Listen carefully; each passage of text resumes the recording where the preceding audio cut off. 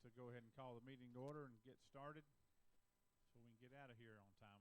Any of y'all coming back north from here, going back through Atlanta, you know how important it is to leave at just the right time. My name is Steve Gooch. I'm the co-chairman for this study committee. We've been studying broadband in rural Georgia. We've seen a lot of you at all the meetings, so you may hear some of the same things today that you heard at the last meeting. For those of you that are here for the first time, we welcome you. The other co-chairman from the House, Don Parsons, is not here today. He had a family situation he had to deal with, and so he called and said he would not be here. But I'm going to start with introductions of our committee members, and I will just pass the mic and let each state senator or rep introduce him or herself, tell you who they are and where they represent. I'm from Dahlonega, the 51st Senate District. I represent parts or all of about 8 counties: North Forsyth, Dawson, Lumpkin, White, Union, Fannin, Gilmer, and Pickens. And so it's good to be in Macon, Georgia today. We look forward to hearing some good input and some discussion. Good morning. My name is Tyler Harper, and I represent the 7th Senate District down in southeast Georgia. It encompasses 10 counties, so cover quite a large area, but it's great to be here. I am from Ocilla, Georgia, and glad to be on the committee and looking forward to the meeting.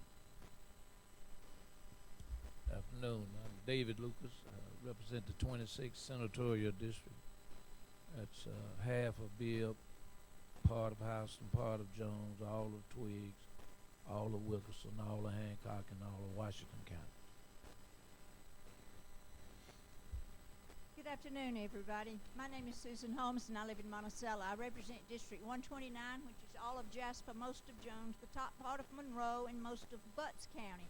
And I am tickled, I am thrilled to see so many of my constituents here, because we know what a problem we have in our district and in all of rural Georgia. I am passionate about finding a solution to provide adequate, dependable, and affordable broadband service to all of Georgia. And I have got the most confidence in this committee. I know that we are going to come up with something. It's going to take a lot of us working together, but I know we can do it. I want to thank you for being here today. I am State Representative Robert Dickey, and I am glad to be here today with a passionate Susan Holmes. And if I was not passionate about this issue when it started, I am now. So we got a great committee, and I thank y'all for being here in Middle Georgia. This committee has done a lot of traveling, and so I'm glad I'm really close to home here. I'm from a little town called Musella, Georgia, and right outside Macon here, and several of us serve on the House Telecommunications and Energy Committee, so right up our alley here. And thank y'all for being here, and look forward to our program today. Good afternoon. I'm Bill Workhauser, and I represent the House District 157, which is Tattnall, Evans, and Wayne counties. I wanted to introduce Jeffrey Harvey. Oh, there he is. We are here at the Georgia Farm Bureau building, and we are their guests, and we appreciate your hospitality and allowing us to hold this important meeting here. So if you don't mind, welcome everyone to your facility. Is this on? Yeah. Okay. Thank you, Mr. Chairman. Again, Jeffrey Harvey. I'm the Legislative Director here at Georgia Farm Bureau, and for those of you who are Farm Bureau members, welcome to your building.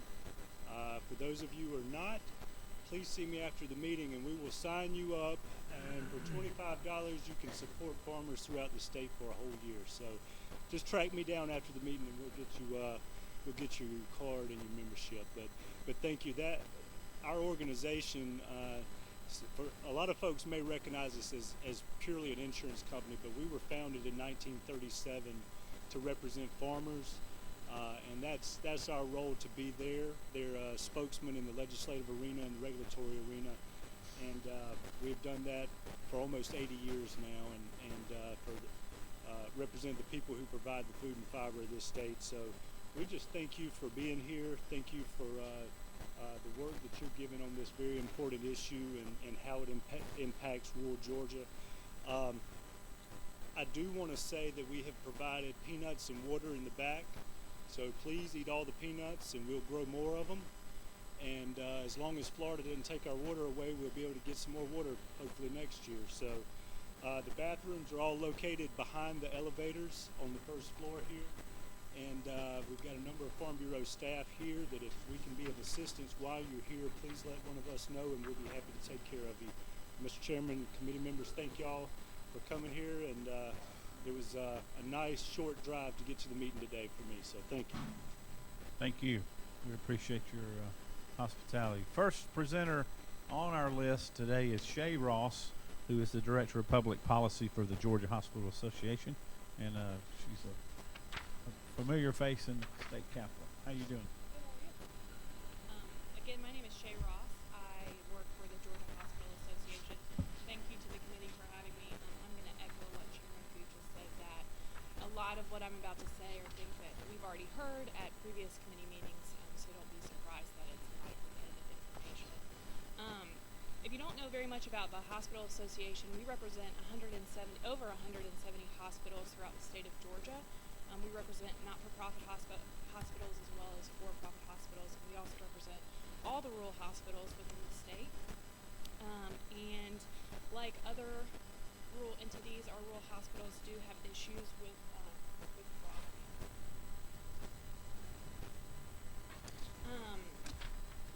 So these issues primarily exist in small to mid-sized cities throughout the South and North Georgia. And to be very clear, all of our hospitals have access to broadband. They all have access to internet connectivity. They all utilize broadband. But it's kind of the same story that you guys have heard multiple times. They have access to broadband, but it is not a high-speed access like other parts of the state have. And this can cause issues not only for the hospital, but also for the patients that our hospitals serve. We, in conversations with a lot of our rural hospitals and our hospital members, the main issue that they've found in receiving more high-speed broadband access is a return on investment for the providers. And I know that we've heard this already, you guys have heard this already. There are not a lot of people in rural parts of the state, so that is not a return on investment for providers of that broadband. And so our hospitals are facing those same issues, having those same conversations with providers.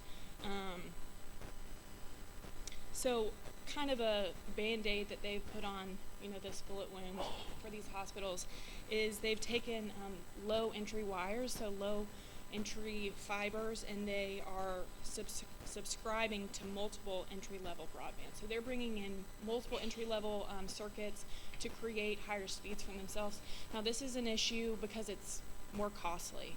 They're having to spend more money on broadband than just having one service provider. So they could be bringing in, one with 10 megs, another with 10 megs, and I don't understand that technology. I don't understand that process myself on how you can bring those fibers together to get better broadband, but that's kind of what they have described to us as how they're trying to fix this themselves. Our hospitals are able to do this and spend the money to do this, even though rural hospitals don't have a lot of extra funds.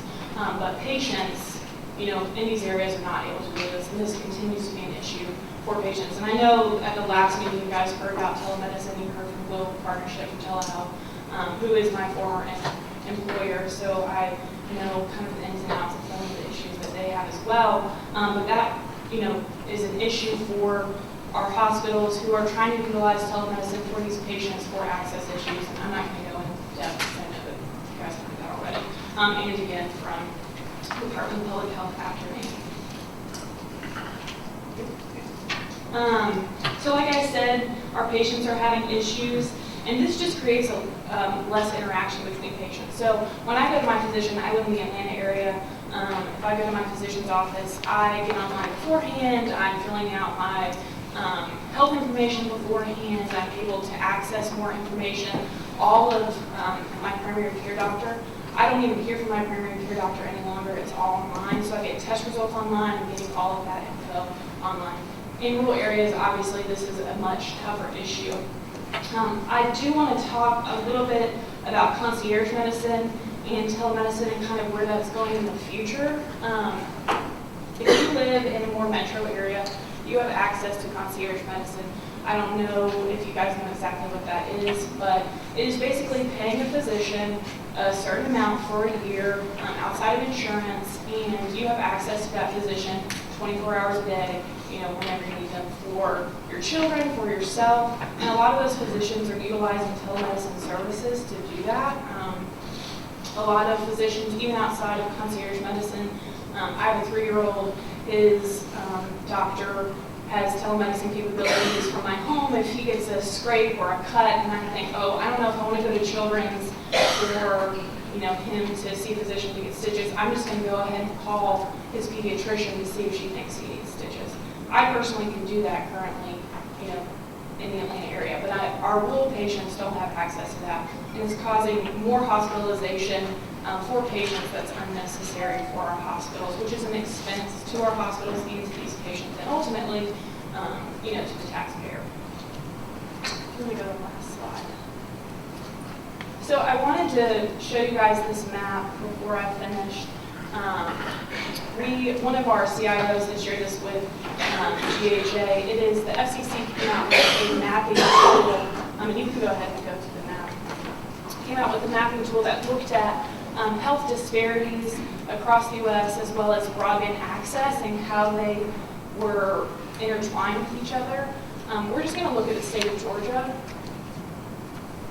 And there, on this website, and I hope that you guys will go home and kind of mess around with it. There are a lot of different options and different filters that you can put into this. But I'm just going to do the health filters for time and convenience. So if you look at this, you can see that in the Atlanta area, we've got our yellows. Columbus, we've got yellows kind of across the Savannah, the east, excuse me. We've got some yellows, oranges, and then we've got our deep reds, and where we would, think that we had our deep reds in more rural parts of the state. So we're looking at health measures, health measures for diabetes. Now, if you click on that, go down to the preventable hospitalization. So you can see kind of how that changes for the state. Now, these statistics, they're looking at how broadband access is affecting these health statistics. So you can go into the broadband filter, and I know I didn't tell you this already, I'm sorry.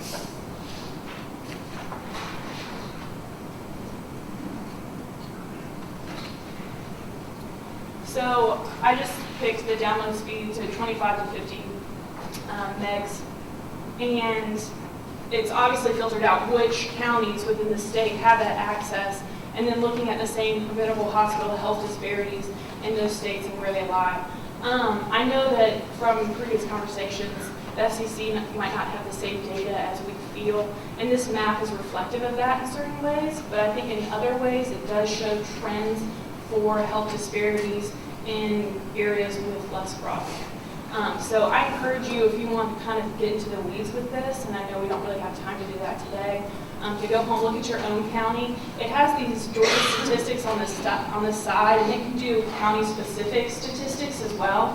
And it can show you not only the health access issues, but also broadband statistics that, again, the FCC feels like is appropriate for these areas. And if you guys have any questions.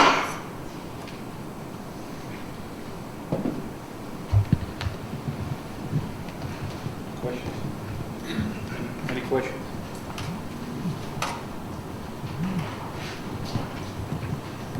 Come on, Senator. Come up. And like I said, you can look at your specific counties on this as well. It doesn't have to be just the entire state of Georgia. Thank you. You're welcome. Thank you. Come.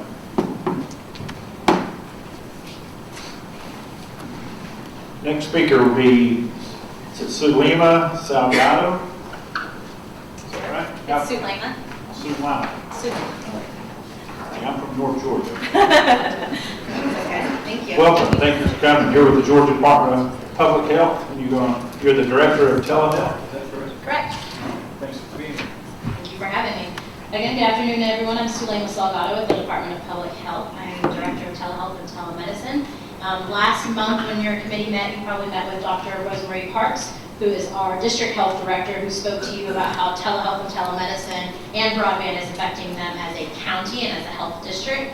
So I know there was a lot of questions about how it impacts us and affects and how we're using it as a state. So here today, I'm here to give you a kind of statewide analysis of where we are with telehealth and telemedicine and how broadband is affecting and impacting our overall telehealth network. So just to give you some background, because I wasn't sure how much was explained to you at the last meeting, but this is kind of a typical telemedicine consultation, how it looks through the Department of Public Health lens. What you see is an originating site. An originating site is where the patient is physically located. The originating site in our situations would be our local county health departments. It could be a multiple of different programs, and we can talk about some of those, but our originating sites are always our county health departments. We do have some home health programs that we do, but again, originating site being that site where our patients are located. A medical cart is always at the originating site, whether it be a big telemedicine cart like this, which this is an example of what one may look like in one of our county health departments.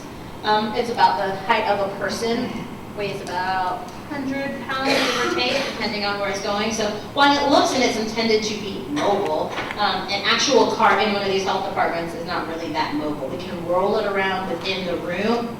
We can roll it to another room and connect to it, but it's intended to pretty much stay in one of its clinical telemedicine suites. We do have a couple mobile solutions that I'll talk to you about as well, but that just gives you an idea of what the card looks like and the equipment we're using through public health that we purchase with state dollars. At the distant, go back one real quick if you don't mind, sorry about that. The distant site is where our specialists will be and where our physicians. We have physicians in public health for some of our specialties, such as Ryan White and our HIV clinics and services, but most of our physicians are not employees of the Department of Public Health or state employees. We contract out for those services, and they're contracted locally and or across the state, depending on what that specialty may be, and we'll talk about those moving forward. A couple examples of some of our telemedicine initiatives, and this is just a brief snapshot. There are many more programs. We have about 18 telemedicine programs right now across the state, but these are some of the major ones that are in most of our county health departments that you see. So we have a high-risk OB clinic where maternal fetal medicine doctor in Atlanta consults with pregnant women in Albany at the Dougherty County Health Department. And there we connect the telemedicine equipment to an ultrasound, a colposcope for colposcopies. This was actually presented last year at the Capitol. You might have seen that during session. So that's just an example of how we use that broadband connectivity. I'll tell you specifics of what our broadband looks like after I give you this kind of overview of how we're using the services. And that's in our Dougherty County Health Department. We are looking to expand that into Ellington, into the Coastal Health District. We're also looking at a potential pilot up in the Rome Health District. But funding and broadband both tend to be one of our biggest concerns and hurdles that we have to overcome. Children's medical services, since we are public health and we are in the communities, we deal with the Children's Medical Service Program, and that's a lot of different services from genetics to neurology to nephrology, pulmonology clinics, and as you can see, most of these providers are obviously not public health providers. These are your major hospitals like Shay was talking about. We've got Emory, we've got Children's, we've got GRU, all the different universities and most of the hospitals are part of these network where these doctors and specialists are. WIC Nutrition is really the backbone of how telehealth and public health got into the business of using telehealth and telemedicine and really upping our broadband. The USDA, obviously, federal program has a lot heavier dollars per se than the state budget would for telemedicine. And we knew that WIC needed to increase access to care for their existing clients. We also knew that the WIC population touched most mothers, infants, and children in a lot of these rural communities who had issues and needed healthcare access. They needed to connect for nutrition education. They needed breastfeeding education. They needed to speak to lactation consultants. And these services may not have been available on the spot when they walked into a county health department. One, whether or not it was staffing. Two, whether or not if they spoke a different language, if they had someone that could speak the language to help them with that need. And three, just overall funding as a program. So we thought if we implemented a network such as this and used broadband and used telehealth to connect these patients, it could technically be a one-stop shop for them when they come into the health department. We know that our population struggles just to get to the local county health department in their communities, whether it be transportation be an issue, or whether or not they don't have childcare, or whether it's a matter of being able to get off of work. So we knew that we didn't want to turn people around when they made the effort to get to our location, and we thought that telehealth would help us help them get connected with the resources as they were there. And we faced a couple issues of where someone would come in and they didn't have the needed documentation, or in talking to them and doing those initial assessments, we realized that they needed additional care, and then we have to send them away, tell them to schedule another appointment in 2 weeks and hope they can make it back. So Broadband is really helping us keep up with adherence and getting people the services that they need. Infectious disease is very similar to that. We have a very high population of HIV patients throughout the state. We only have on contract 2 infectious disease doctors through the state of Georgia. Every county and board of health may have contracts with local providers for infectious disease. However, there are very few providers that can actually handle the kind of infectious disease cases that we deal with through public health. So most of our infectious disease providers would be in a health district that, let's say, for example, down in the Waycross Southeast Health District, the Tyler's District, they may cover 10 to 12 counties.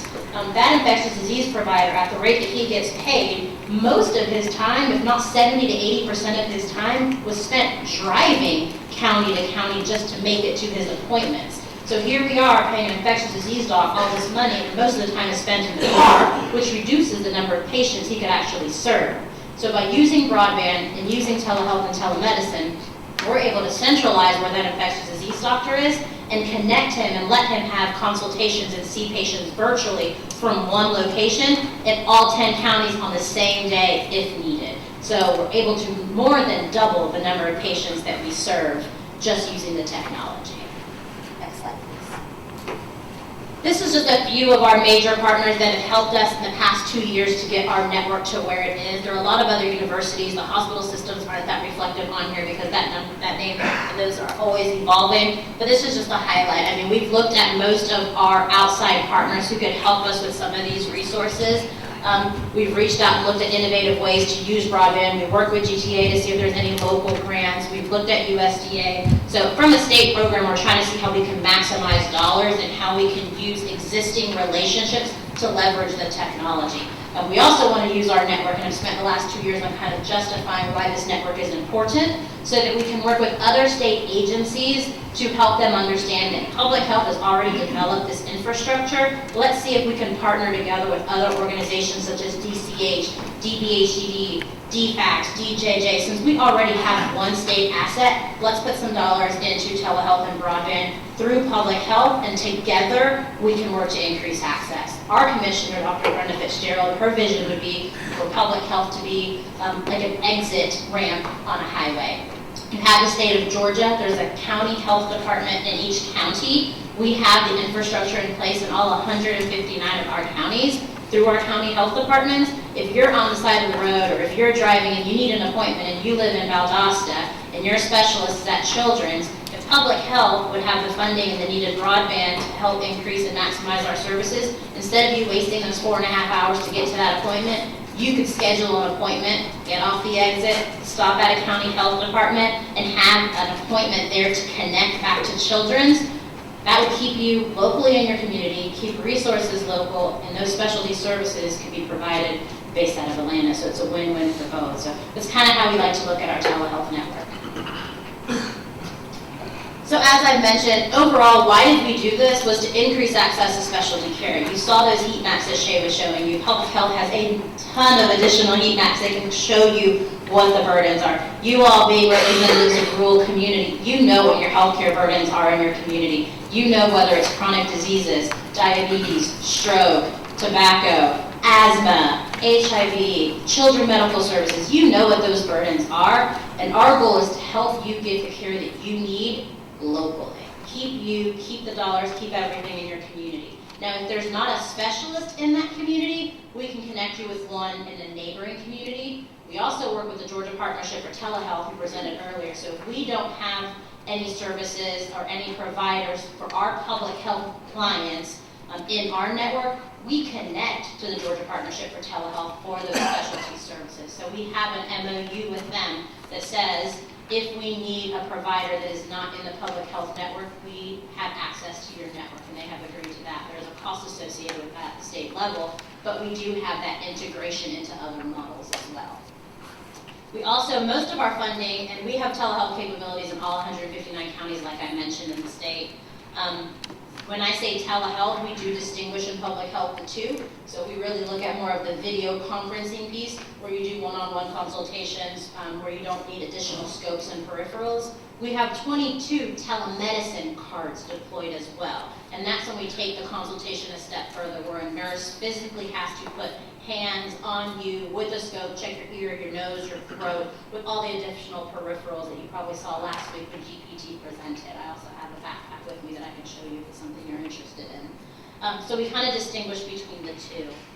But how is our network funded is something we talk about a lot. And as I mentioned, we used and worked with the USDA and our Women, Infant, and Children program, the WIC program, to initially fund the infrastructure and the build out of this network. It was about $2.5 million to set up the infrastructure to build out the network. Now, some people may say that's a big number. Reality, looking at the numbers, 159 counties, we have over 225 endpoints. $2.5 million isn't a big number. Keep in mind that when you look at universal service funds through broadband, you do get a rebate of that up to 90%. So really, we're looking at about $250,000 a year after the rebates come in. Now keep in mind those rebates can take 6 months, those rebates can take 3 years. We're working with a vendor now for broadband that hasn't paid us, and we haven't received the rebate in about 3 years. That's a big issue to us because again, we have to seek for additional funding until we get those rebates in. But again, as part of broadband rules, it says that rebates are supposed to be given in a reasonable amount of time, and nowhere on USAC or broadband or any of the contracts is that defined what a reasonable amount of time is. But those rebates will come in. So those 22 telemedicine cards that we have successfully deployed, on average, there's about 300 patients currently being served. That may seem a little high. That may, honestly, to us as a program, seems a little low. And the reason we say that is we have a lot of use and a lot of availability on our telemedicine network. It's also very new. It's only been 2 years. It took us a year and a half just to get everything installed and all of our staff trained on how to use it. But now that we've used it, roughly about a solid year, 300 patients being seen is 300 patients that probably wouldn't have been seen or would have struggled or waited up to a year to have a follow-up or a specialty care clinic. So with that number, it shows two things. One, that once we have broadband, sky is the limit, because it doesn't matter if you use it once or if you use it all day long, you're still paying the same rate when it comes to this. And that public health is a great resource to be able to connect patients for services that they may need. We also have mobile equipment like the telemedicine cart you saw earlier. We have a solution that's like a backpack. It literally is the size of a backpack. I carry it everywhere I go. So it just goes to show you that with strong broadband, you can connect virtually anywhere for these consultations.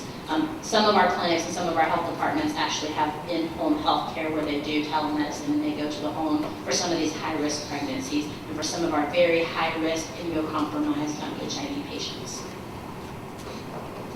So just to give you a little bit of background on where our network hub is, and you probably heard this from Dr. Parks, it is actually housed, well, was actually housed in Waycross, Georgia for the past 20 years. It has now been picked up and moved to Blackshear. We moved that because we received a scare from USAC and FCC and everyone telling us that Waycross was no longer going to be rural and that we may be losing rebates and had a potential loss and impact of having to pay full cost for our circuits since they weren't in a rural location. With broadband, as most of you know, and this USAC funding, if your endpoints and your broadband connections all connect and touch back to a rural location, you're eligible for up to 90% of that rebate. Hence why our network is in a rural location and not in Atlanta where I'm based at. If it was in Atlanta, we'd be paying that $2.5 million, if not more, just to sustain such a network. So we picked up and moved our hub to Blackshear, and we left a redundant hub in Waycross in Ware County in case of emergency and for disaster response. Commissioner was very adamant about using this telehealth network not only for day-to-day public health services, but to use during times of disaster and during times of emergency from a public health perspective. We were able to look at it and use it during H1N1 for constant communication with our health directors. We were able to use it a lot during our Ebola response efforts, communicating back and forth, sending out information, providing situational updates on where we were with the disaster and or Ebola. And now we were able to use it most recently during Hurricane Matthew, working and discussing and meeting with our people down in the Coastal Health District, Savannah, Brunswick, Waycross, everybody on that coast. There was no way anyone from Atlanta was able to drive down there and get down there to help. Some did and some deployed, but our commissioner was able to, in real time, connect down there, talk with the staff, be a part of the EOC, their local district operation centers, and communicate back and forth with them for anything they needed. So we have other means and uses for this telehealth network day in, day out. We also picked Waycross and Blackshear and our entire telehealth team, our IT consultants, our telehealth coordinators, and our trainers to be housed in Waycross because they had already over 20 years of experience using telehealth on a smaller scale. They had slowly built out their network because they were in such a rural location. There were no other providers for them. So they had to get creative and look at grants and funding opportunities to meet the needs of the community they serve. So after about 20 years and knowing that they had such good experience, when our commissioner went down there and saw all the work they were doing, it only made sense for us to manage the day-to-day operations of the hub, not only because it was rural in Waycross and Blackshear, but to make sure that the staff down there continue to provide the services and provide the infrastructure for us. It's just more of an application, program administration, and oversight that the state is responsible for, and that's my role. So when you look at the state of Georgia, we probably see this map several times a day. You'll see the dots. And I like this map because this map is geolocated, and it goes to prove and to justify my point of saying county health departments are a great asset and a great pinpoint and access point for you. You are centrally located almost in every single county. Those dots placed right there is the exact location of where our dedicated circuits are in our county health department for telehealth and telemedicine. So even if it takes you maybe in one county 25 minutes or 30 minutes to get to that county health department, it's still pretty central. In most places, it's about 10, 15 minutes, depending on where you are. But again, centrally located right smack in the middle of that county. There again, 159 counties. Every single county health department has at least one endpoint. Some have multiple, depending on the size of that county. So you may see a couple dots. I like to reference Gwinnett. You can't see Gwinnett on that map because that's not my updated map, but Gwinnett has about 5 cities within that county. So Beaufort, Lilburn, Norcross, everywhere we have a county health department in that county, there's a telehealth connection there and a dedicated endpoint in those places. So again, more than one in some of these counties. Again, so that kind of gave you a big picture of how we were using it, and let's get down and talk about really broadband in that perspective. So right now we have T1s. We had dedicated T1s. We're T1 dependent just because of kind of what Dr. Parks stated to you. We already face broadband issues from an IT, from an EMR perspective in our county health departments. At any point in time, most of these county health departments will go down 2 or 3 times a day and crash from connectivity because the bandwidth and the broadband in some of these locations is so slow. There is no way at all public health could have implemented a telehealth and telemedicine network if we would not have had dedicated T1 lines. The Medical Composite Board says the quality of telehealth and telemedicine has to be at, equal to, or better than an in-person visit, and that's what we're making sure we continue to adhere by those laws. That's why a dedicated circuit was necessary for telehealth and telemedicine. So we started off with T1s initially. For the past couple of years, we've had dedicated T1s. Again, there was over 200 dedicated circuits across the state. We knew also that if no other traffic other than telehealth traffic was on there, we could monitor it. We knew it was secure. We also knew that we could maintain HIPAA compliance using our local IT directors and our local IT managers in all of these health districts, which is very important not only to public health but to the patient. We knew it was a reliable connectivity because there's never been an issue at T1 lines that we know of. It's very easy for us to manage, and there was no interference with all of our existing other public health services. I mean, on any day you can be seeing 20 patients in one clinic, you can be pulling immunization records, you could have someone come and do a site visit, you could have emergency disaster responses going on, and you could have staff training and professional development, all on the exact same dedicated line broadband for the public health department. So there was no way we were going to tap into one of these telemedicine, one of these circuits for a telemedicine consultation. It would be jumpy, it would be shot, there would be no quality of images. If you're trying to listen to the heartbeat of someone and you had all this jumping activity, there's no way you'd be able to use that. So we knew that the quality of our images were going to be a lot better. We also knew with the T1 line that there would be a controlled cost because, of course, as a state agency, we are accountable for every dollar. And we needed to make sure that if we invested in something, that we could measure our return on investment and justify and show the amount, the number of hours, and the traffic on such a network. We also knew that with the T1, we were able to get those secured reduced rates for rural healthcare initiatives. And we knew that that rebate of up to 90% was going to be our only saving grace and hope for building and using some kind of network like this with state and local funds. So again, how much does a T1 circuit cost for some of our county health departments? And I know Dr. Parks talked to you about this as well. But it could range anywhere from $150 per month per circuit to about $1,800. In some situations, in some very, very rural counties where there's nothing, it could be about $2,500. So, you know, they're already struggling with being rural. You're already struggling with access to care. You're already struggling with a provider and physician shortage. But now on top of that, we're struggling with broadband, and they're going to charge you the most amount and the highest dollar just because you have nothing. So it was kind of a lose-lose there for us for a while. But again, being in a rural location, we were able to justify our return on investment because we are eligible for those circuits. So at any given day right now, looking at the urban rate after the refunds, our circuits are only ranging anywhere from $150 to $1,500 on the higher end, which we think is amazing, very economical when we look at the cost and the impact that we have in a lot of these local county health departments and the services they're provided. I mean, some of these follow-up referrals, when we look at our patients and we have to refer a patient or a child for a pulmonologist, whether it be in North Georgia or South Georgia, it could cost us that almost per patient, if not more, when we look at health outcomes, health disparities. We look at ER visits, the number of visits it may take that kid to go to the emergency room before his mom and dad have enough time and money to get them up to North Georgia for that service. Also, through our Children's Medical Service Program, when we identify a child, we understand that we have to work with them to get them that follow-up, get them that referral, get them in that provider in a reasonable amount of time. If they don't have transportation, we work to find funding for transportation and lodging if needed. So looking at that cost savings alone per program is huge if we just had stronger broadband and continue to use our telehealth and telemedicine resources. So in all, like I've mentioned, through public health, telehealth can assist in increasing access to care. Again, our mission is to keep everything local. We never want to go outside the state of Georgia. Medical Composite Board has made it very clear that anybody who provides services to patients in Georgia at a reimbursable rate has to be licensed in the state of Georgia. We try to keep everything even within your health cluster. So if we're connecting using broadband, we look for providers in your local communities, maybe not in the same county, but in the same district, because we know at some point in time that patient's going to have to see that doctor in person.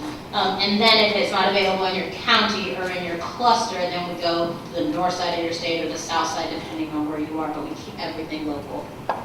We also know the importance of partnering with universities, hospitals, and other organizations who may already have dedicated circuits and high broadband to increase the quality of the consultation. And we know overall that affordable broadband connectivity is going to allow us to continue to function independently and continue the high standard quality of care that we keep providing through our health departments. Two of the big things that we know for certain that we're working on is with the financial support from the state. Supporting a telehealth network like this will really increase our opportunity to continue to increase bandwidth and looking at what we've got moving forward. So in some of our counties, we realized that we were having 3 or 4 telehealth and telemedicine clinics going at the exact same time. So we might have had a pulmonology clinic in one ring, a Ryan White HIV clinic in another, and then we might have been doing a lot of distance training. And the bandwidth quality through a T1 was still too low. We were getting too close to meeting or exceeding what we needed. So we've now started this past May to transition most of our county health departments from T1s to 10 megs. So we're moving to 10 megs already and increasing our capabilities. But with that comes a big cost. So we've slowly taken that in different waves and kind of scattered that out and spread the love a little bit and really relied heavily on USDA to continue to sustain that. I will say that this past year, we received our first state appropriation for telehealth and telemedicine in public health. That has never happened. And we were very excited about that. It wasn't much, but we were really excited just to see it there and be a recurring item. We hope that that will continue to increase when people realize how public health is using telehealth and telemedicine and the impact that it could truly make in our communities. So with that kind kind of concludes my presentation. Is there any questions specifically for me? I think we may have a question or two. You said you're currently upgrading the 10 megs. What are the T1 lines running at? What speeds are you getting? I don't have that right in front of me. Sure, do you know what those are? I don't have that in front of me. I can send that to Less than you. 10. It was still high quality. It just wasn't enough to push out when we were having multiple clinics. So when we looked at some of our clinics, while a T1 was still a good quality, we still had good traffic. The moment we had 2 or 3 clinics, the T1 couldn't hold enough power. So we're turning those off and turning up 10 megs. So we have to disconnect one in order to connect the Is other. that network through your local providers, or is it tied back to the? Through local providers. So we had to go to bid and draw up a metrics of our entire state, where all of our circuits were, where all of our connectivity, where all of our endpoints were. And we had to put that out to bid based on area, based on demographic and location, and then we had to work with local providers So to bid into that. safe to say that every county has its own service provider. It could be different county by county. In some, it could be one provider may cover a larger area. I think we have a total of 4 contractors, and they covered most of the state. There was just a couple pockets who had a local provider in that area. Frequency of interruptions, do you have any information on that? No, for telehealth and telemedicine, we rarely have any glitches. We're up 99% of the time with dedicated circuits. The only time we've been down, and or if a giant storm came through and kind of blew some of our area, the traffic was a little shoddy. But the moment we see that coming, we call those sites, we tell them to test, and we kind of reevaluate our clinics so that we don't lose quality of our services. But really, we're up about 99.9% of the time. Thank you. I want to thank you for a very, very informative presentation, and I also want to say thank you for what the health departments do for the counties in our state. Having been a member of our health department board for a long time, I know how difficult it has been in some counties. And because you have a presence in every county, I think it's just imperative that we continue to remember we have got to keep providing dependable service. So that, because we've got so many counties in this state that have no medical service at all except the health department. Correct. So I just want to thank you for that. You've done a great job. Thank you, and our commissioner believes that we can continue to do more. We know some of our districts are strapped with funding and other opportunities, but she really thinks that through telehealth and telemedicine, we can continue to increase and really show the value of public health. I'd also like to say thank you. A wealth of information. You answered a lot of my questions. Thank you. Even though it is just public health is what you, and your network and your, and so how long is it taking to get to this point with your broadband program? You've been working on So that. I started this position, this will be year 4. My first year, we were drawing up the map of what it needed to look like. So it's safe to say that it took us 2 years to get our network to where it is now. Even with just getting connectivity in some of these locations, the bidding process, the time, the provider, and then the time it takes for a broadband provider to actually go out and install has taken us about 2.5 years to get through. Even just now with this transition of upgrading to 10 megs, we are facing the same hurdles of being at the beck and mercy of a lot of these broadband providers, and it's taken us a couple extra months of work that we didn't expect. Along the lines of healthcare, of course, you're public health, but you're in all 159 counties. In many of those counties, you're in probably a incorporated area, city, most of your health departments are there. Just across the street or across down the road is probably a private provider, health person that is practicing in some form in many of these locations. What's I'm trying to think about how they would get connected telehealth-wise across the state to other hospitals and specialists. What would be the barriers for them? I guess cost, which would be prohibitive. It sounds like without public money, you would be prohibited pretty much without doing this. So. Correct. I think it's important for us to always kind of take a step back when we're looking at public health and telemedicine. It's more of an increased access to services that aren't available in your local community. So when we're looking at public health, we don't just implement telemedicine programs in communities who already have all the resources that they need. So if we know there's pulmonologists, endocrinologists, let's say for example in Valdosta, we look and do heat maps and heat assessments to determine what's not there. what service is not available, or who is struggling to meet that need in that community. So we noticed that like dermatology was something that Valdosta Health District needed. We had a lot of linesmen through Langdale Corporation. We had a lot of skin disease. We were looking at the mortality rates there. And we said, okay, telemedicine is needed in this community because the dermatology is an issue. And then we looked at local resources and those private physicians and where people were being referred to services and said, how can we make this work together? So that's kind of how we're addressing it. So I wouldn't say that every provider and every physician or private physician would need broadband. It's just in those areas where they're seeing a lot of referrals of patients because they're not available in the community. In that situation, what we would do is we would encourage that provider to reach out to us. They could reach out to the Georgia Partnership for Telehealth, who is there to recruit and increase access to those specialty providers, and they work with a lot of the hospitals, the small non-for-profits, the medical centers to get the physicians enrolled in their network. And then places like public health would then have access to reach those providers through our health department. So patients could then still come to a county health department and connect to a specialist that way. So public health would be that door that you would come in, would be that point of entry, but we would use the partnership and other resources and private physicians who may be members of that network to connect back to each other. Does that answer your question? Yes, that's what I wanted to hear. So we're very integrated and open to that integration model. It's just a matter of funding and looking at the opportunities that we can make that happen. Any other questions? Awesome. Well, I appreciate your time. My contact information is there. If anybody has any further questions, we're always available. We'd love to share and work with our local health departments to let you know what we're doing in your communities. Thank you for your time. Thank you very much. This concludes the portion of our program dealing with health care. We started down in Glenville, so these were two presentations we didn't hear down there. It's very indicative of some of the challenges we have in Georgia and rural Georgia especially. People are, health departments, for example, struggling just to get up to 10 megabytes of data. When we have subdivisions in the suburbs of Atlanta that have 100 megabytes in their home for a fraction of the cost. And so we know we have an issue, so it's good information. And we want to move on. Next presenter is Warren Shepard. He's with the Georgia Emergency Management and Homeland Security Agency. How do you say that? We used to say GEMA. Now we have to throw a little higher. Now it's GEMSIS. All right. I want to thank you for the opportunity to present. I've got some information. We're going to primarily talk about wireless broadband access in the public safety arena and where we're going and where we've been.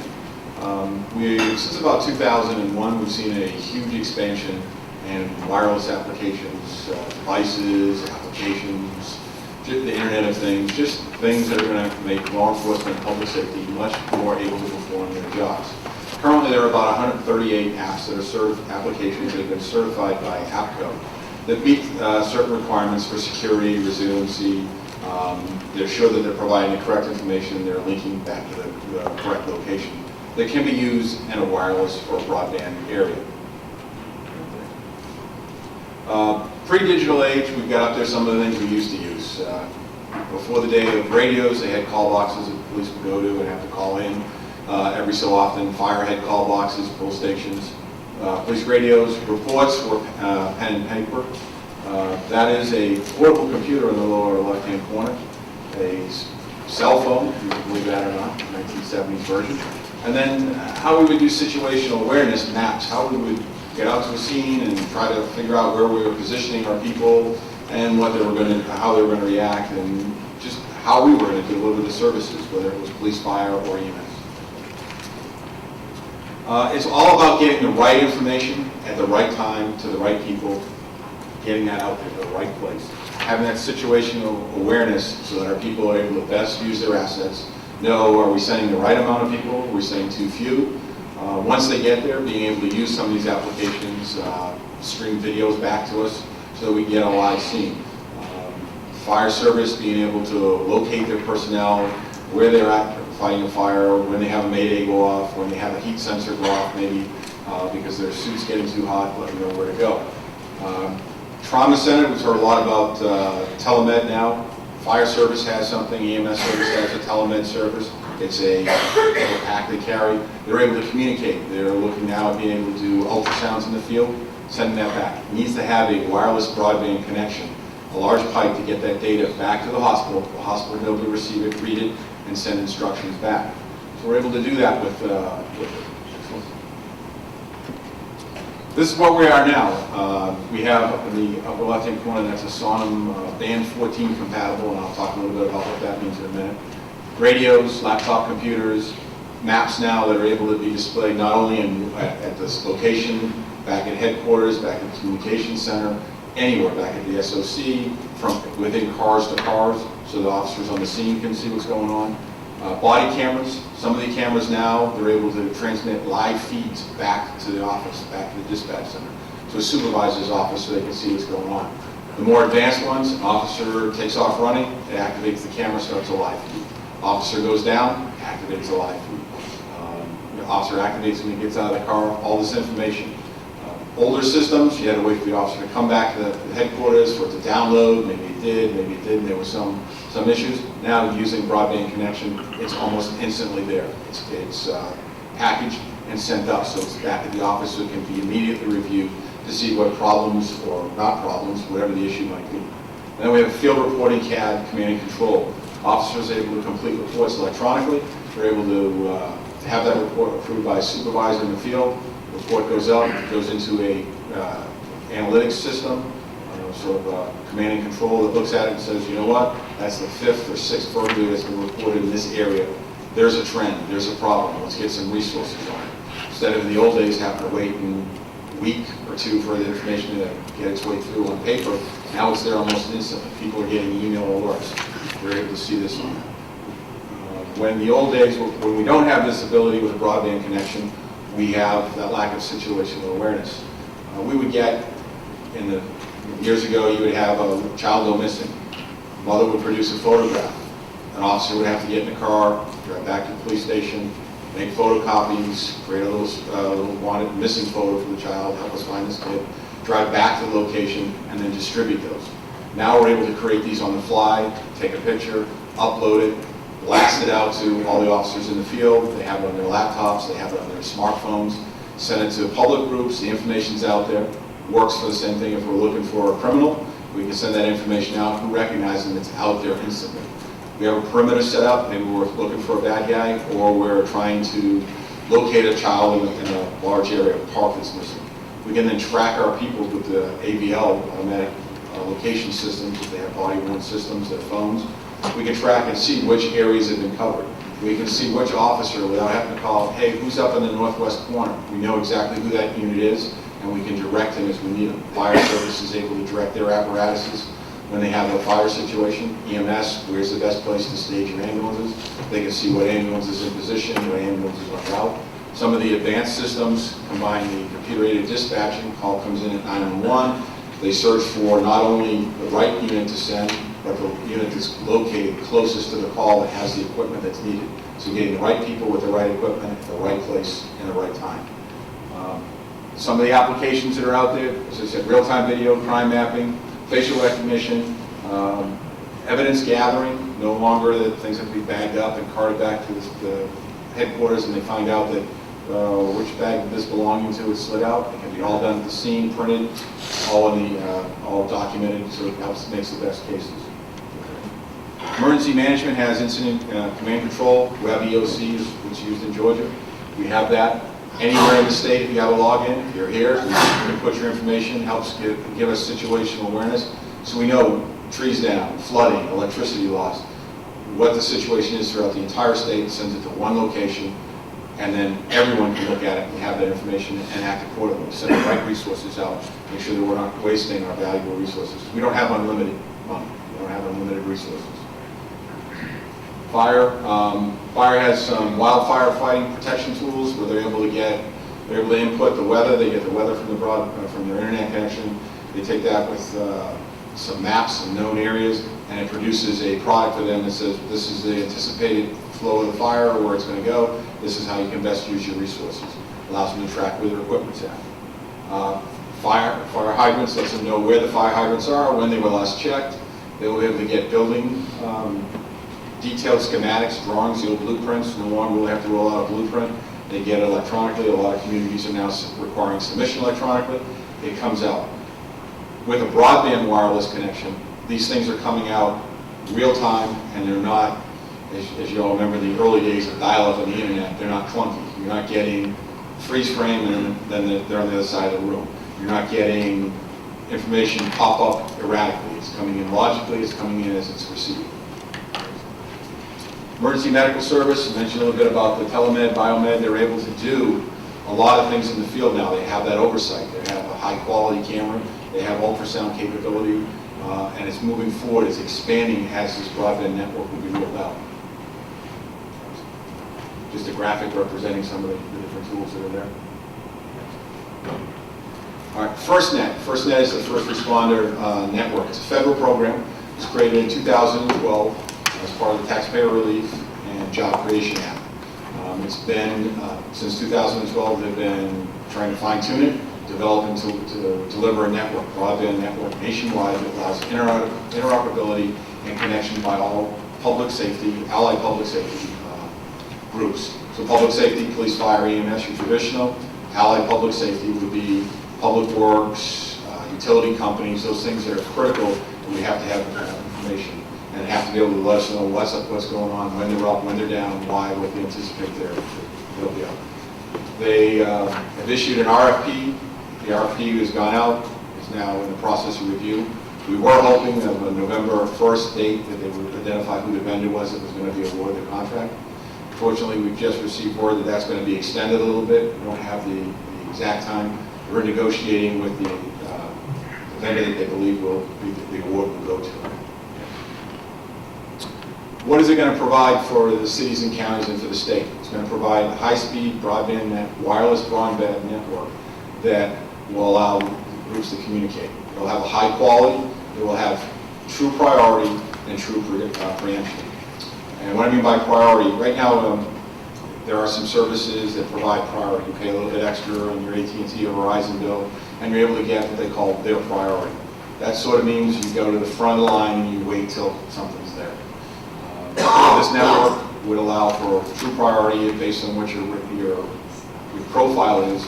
You would bump not only the top of the line, but with preemption, you would also maybe tell an allied user or a commercial user, time for you to go, I need to have access. This also provides for a component that, in addition to public safety, the allied users, commercial users. It would be during times when the network is not at full capacity, there's going to be extra capacity space available.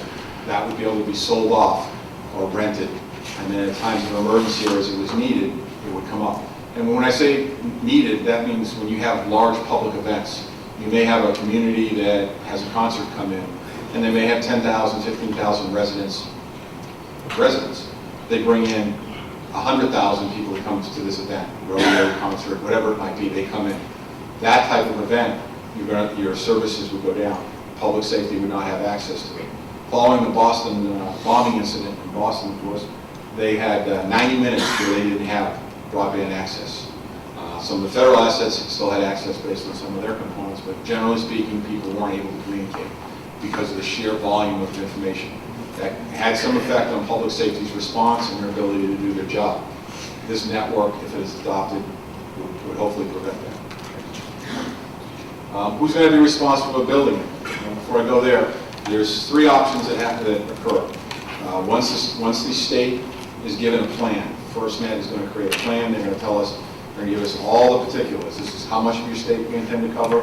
This is the guarantee that we give, how much time it's going to be up. Here's what we're going to do to harden it, the resiliency. We're going to make sure things work.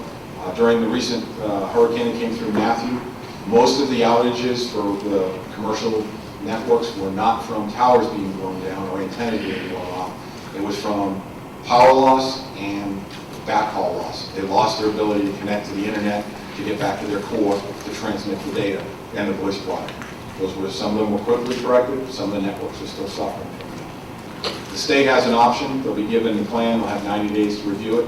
The governor will have to make a decision. There's a committee of 15 members comprising state heads, representatives from public safety, fire, police, law enforcement, as well as some of the agency heads. that will make a recommendation to the governor. The governor will then make a decision. Decision 1, opt in, let FirstNet build it, pay for it, and run it. Option 2, opt out. I'll get back to that. Option 3, no actions taken within 90 days. You opt in. It's considered you're opting in. You go back to option 1. Option 2, should it not meet the requirements. For example, the plan, ideally, we would like to cover 95 to 100% of the state, if not more. If the plan comes back and says, the vendor says, well, for the amount of money we think we can make and the amount of money we're being paid for this, we think we can only cover 50% of your state. That's a non-starter. That's not going to work for anyone. So then that might be a reason to opt out. But there are a lot of reasons, and the governor will make an informed decision on that, whether to opt out. Once we opt in, if we choose to opt in, then the FirstNet organization is responsible for all building the network, maintaining the network, upgrading the network, and ensuring it complies with all the requirements that, as they establish them, and ensuring that the core works. So that would mean that ideally any first responder or allied public safety user would be able to come from any one of the 56 states or territories, would be able to come to here and provide us services seamlessly. They would have a device, an air card, a telephone, whatever that would connect to this network. And we would be able to go there and provide them assistance if it was needed. On the borders of the state, that's quite important because we often cross over Florida, Tennessee, South Carolina. If we have to cross over Alabama, that we have mutual aid agreements to provide services to those states. They have mutual aid to provide to us. So that's very critical. The only cost that, if we opt in, the only cost would be the subscriber cost. That's currently what public safety is paying now. The national average is between $30 and $50 per month per device. So when you see the sheriff's deputy or police officer has a laptop in his car, they're paying anywhere from $30 to $50 to have that broadband wireless connectivity with AT&T or Verizon or Sprint, whoever the carrier might be. It's anticipated that FirstNet will at least be the same cost, if not cheaper. Same cost would mean you're getting the services of having that priority, that preemption, the redundancy and the resiliency built in, the extra security on the towers to ensure that the information is not sabotaged, and also that information isn't intercepted, because as we know, there's a lot of critical data that's transmitted over law enforcement, fire, and EMS systems.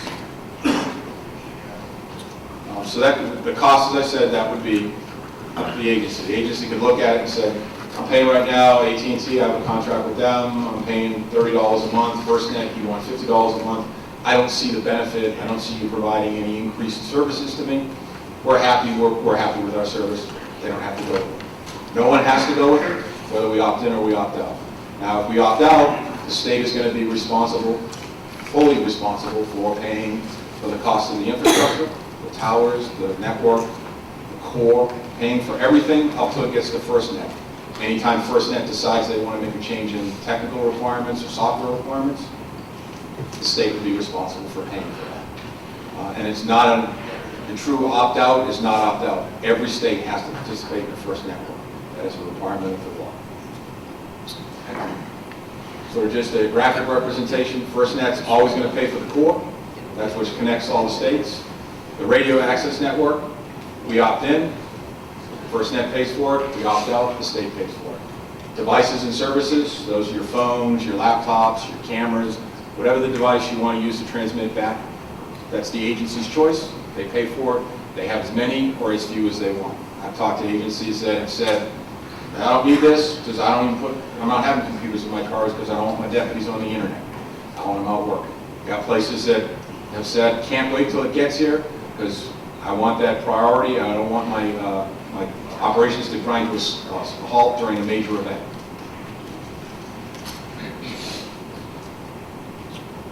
So just a good way to think of it as FirstNet's going to become another network, that fifth or sixth wireless carrier out there that's available that offers its services. Won't be offering it to the general public in the sense that they're going to go down and buy FirstNet. Other service providers will buy that from them, will buy that capacity from them. FirstNet has 20 megahertz, 10 up and 10 down. Size really doesn't matter in that sense, but if you think of it this way, Verizon has 22 megahertz for their voice and data network. They have about 135 million customers. It's figured nationwide, it will be about 10 million public safety users never all be on at the same time, but if they were, 10 million, you've got about the same bandwidth, the same size of the pipe that you can force data through up and down is available for them. Devices are available. They're currently available in band 14 or block D as it's called, in that spectrum, the 700 megahertz. Sonim and Motorola already have the devices available. Those aren't the only ones, those are just ones that. So where's Georgia going at this point? What we're doing is we're waiting for the results of the RFP. We're going to wait for the state plan to come back, be delivered to our state, and review that plan. At that point, we'll make a decision. Is it offering what public safety, what they need? Is it providing it? Is it cost effective? And is it something that the state wants?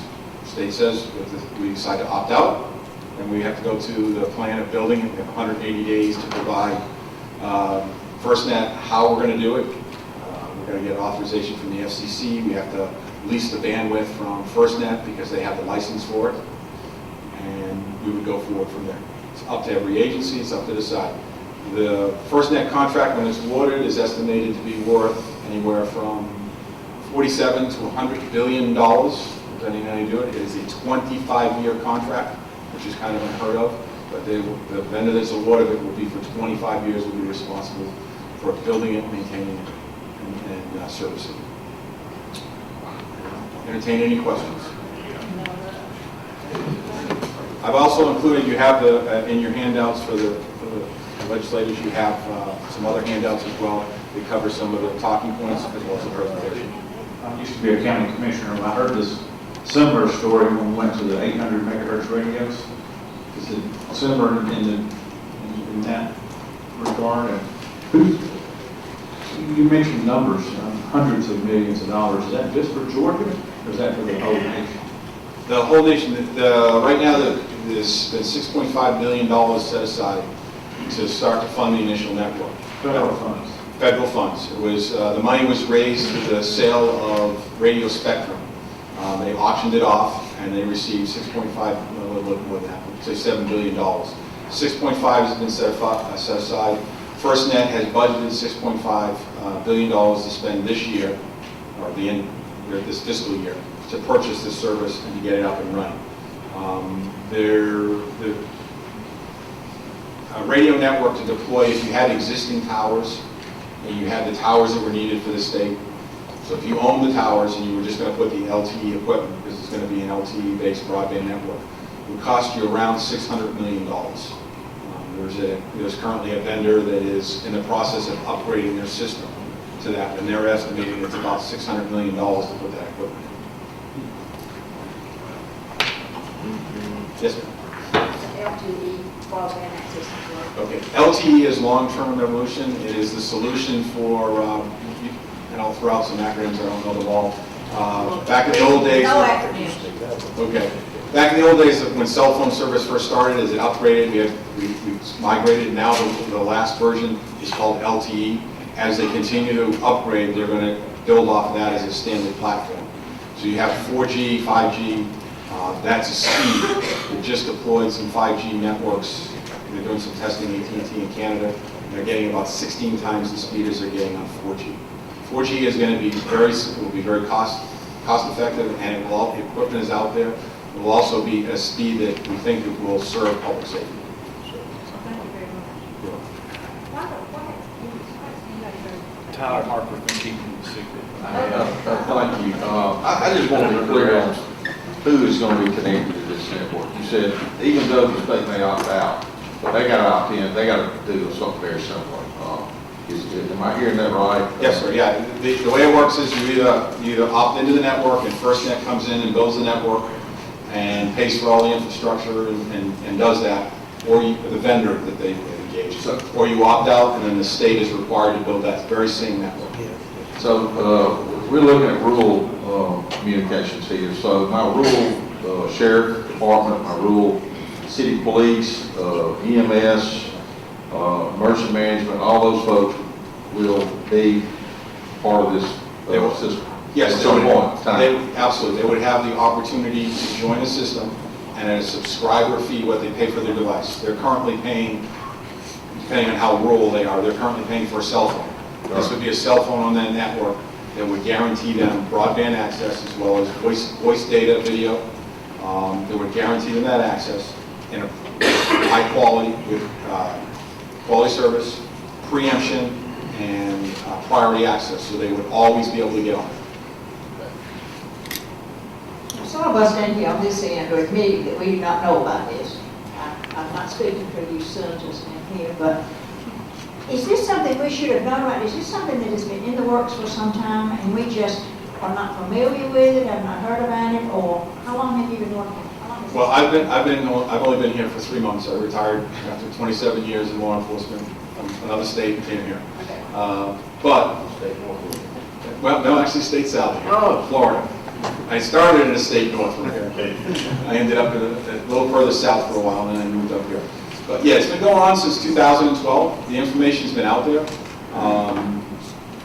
GEMSA is the lead agency. We've been doing community outreach. I was in Mitchell County on Monday night from 7 till about 8:30 at the Southwest Fire Chiefs Association meeting and discussed this very topic. I've been to Young Harris to discuss the topic with the groups up there, the APCO. So we've traveled around. My predecessor has presented at some of the major events, law enforcement and ICP, International Chiefs of Police Association, the Fire Chiefs Association. So we've been getting the work out. We had last month, emergency management directors throughout the state came to Foresight at the Public Safety Academy, and we gave them a briefing on this as well.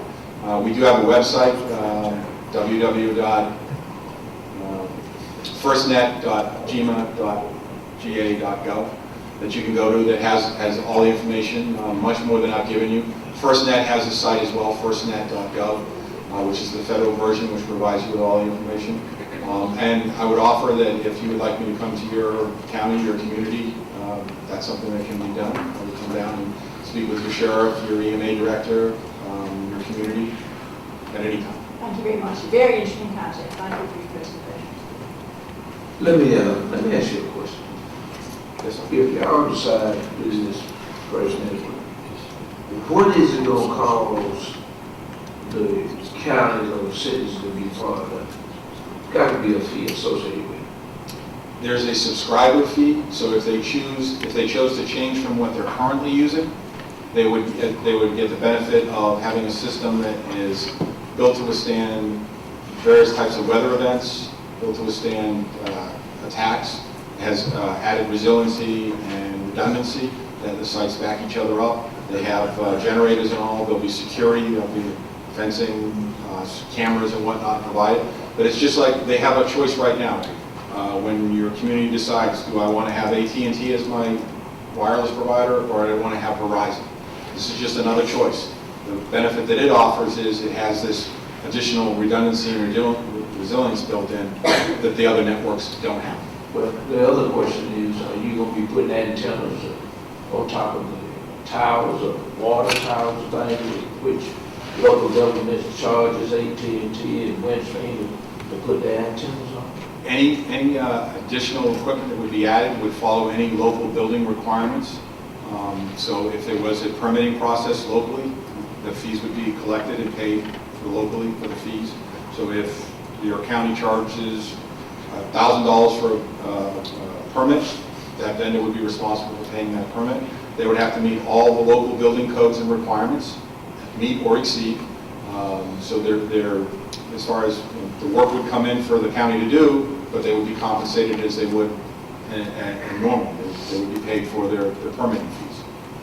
The other question I have is, does the state have to, when you say agree to come in, how much money does the state have to be part of this first network?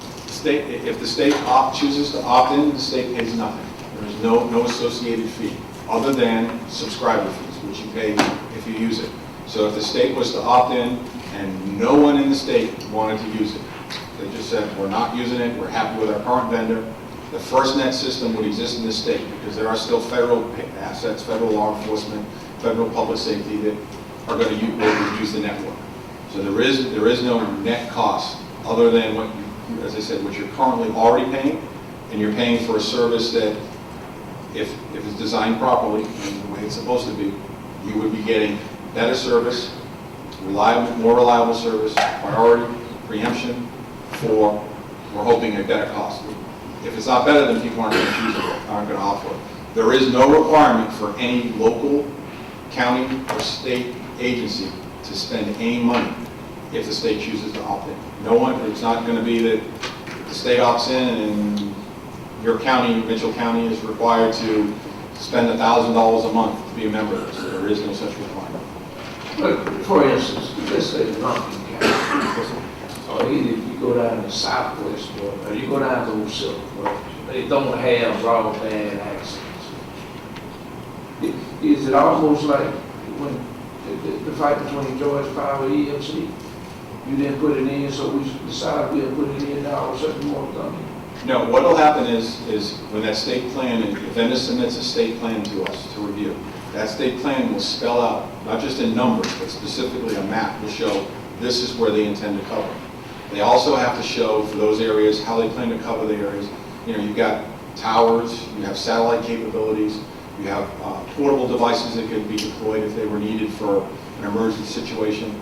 They have to agree to meet a certain requirement level, and that's what the state plan will look at that. So if they come back and they say, you know what, we looked at the state of Georgia, we don't think we can cover more than 50% of your state, then that's something that we may say, well, you know, that's not acceptable. We need to come back with a different solution, or we're going to consider opting out. We're anticipating that they're going to come back in the high 90s for coverage, for probably 95% for coverage indoors and 98% outdoors. One of the advantages that FirstNet has, because it's a public safety network, they're able to increase the power because the bandwidth they're in as well too. So they're able to increase the power they broadcast at. So instead of 3 to 10 miles or 5 to 10 miles on a normal LTE network, they're able to get up to 30, and in some cases more, 3 miles of coverage out of one tower. So they may not have to have as many towers, but it's only because of the band of network, when it was awarded, they built in a buffer on either end of it, so that we're not going to interfere with anyone else and no one else will interfere with us. But this is only for governmental entity. Primarily the use is for public safety, allied public safety. There is a component that's available if the state chooses that we would be able to rent or sell off the excess capacity. So, and I'll just throw numbers out. If we were only using 10% of the network at any given time, and throughout the day we said, well, we're going to sell off 30% or 50% of the network to AT&T. AT&T then is allowed to use that to do their transmissions. But then when an event occurs and we require it, that preemption and that prioritization is going to take over. Those people are going to get switched back to their parent network. They're not even going to notice the difference. They'll get switched back to wherever they're at. The funds raised from that would go back in to pay for the radio access network. Would help fund the network. Well, they have no, if you switch it back over, they won't have any service. They may not have any service, correct? Yeah, they may not. It depends on where they're at. I mean, they probably wouldn't have the device if they were in that area if they knew they didn't have connectivity. We all know that certain providers have better connectivities in areas than others. So AT&T may be better in one region, Southern Link in another, Verizon in yet another. It's not a solution for all, because there will be places that aren't. We know that there are just places that you can't really cover because the need is not there. But we're going to try to reach out and cover as much as the state we can. Thank you. Thank you for the update to the committee on FirstNet and where we are. Just a couple of things I think that are important as part of this conversation and what I've heard, what I understand, and I guess to kind of get to some of the questions that you and Senator Lucas were back and forth about is the federal government apparently has saw a need in our public safety community. I think we can all remember the stories coming out of 9/11 when President Bush was on Air Force One up above the United States, and nobody could talk to anybody because of the issues that we saw then. You referenced the Boston bombings and the issues that Boston had in response to those issues and getting information out to their public safety community. So basically what I understand is the federal government sees a need they're going to initiate their own service throughout the country.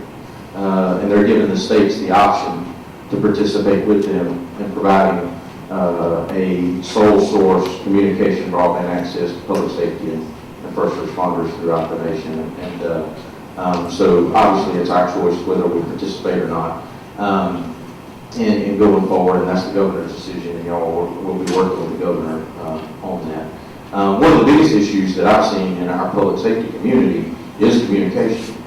We have a huge issue in communication resources and getting information out to the field, whether it be communication between our state law enforcement, federal law enforcement, or state law enforcement, local law enforcement, communities, and even state agency to state agency. We have some communication issues there, and even amongst local communities where you have some systems on a digital band and you have others that are still on an analog band, and they don't have the ability to communicate back and forth. And you being in law enforcement, you know how important communication is in that particular regard of making sure the information is provided.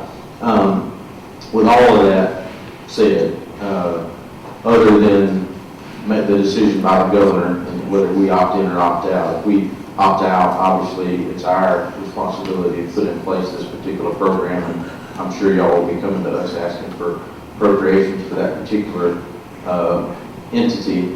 If we were to opt in or opt out, are there other things that we on the state level need to be doing, should be doing, or preparing to do from a legislative perspective to get ready for whatever we make a decision for, whatever we decide to do? Because the way I see this, what we're talking about is broadband access for Georgia, whether that be for public safety, law enforcement, or our citizens across the great state of Georgia, or whether that be for healthcare. And if we put law enforcement and public safety on their own dedicated network, they're already using the AT&T, the Verizons, the Windstream networks that are already in place. They're on those networks because that's where they are and that's where they have to be.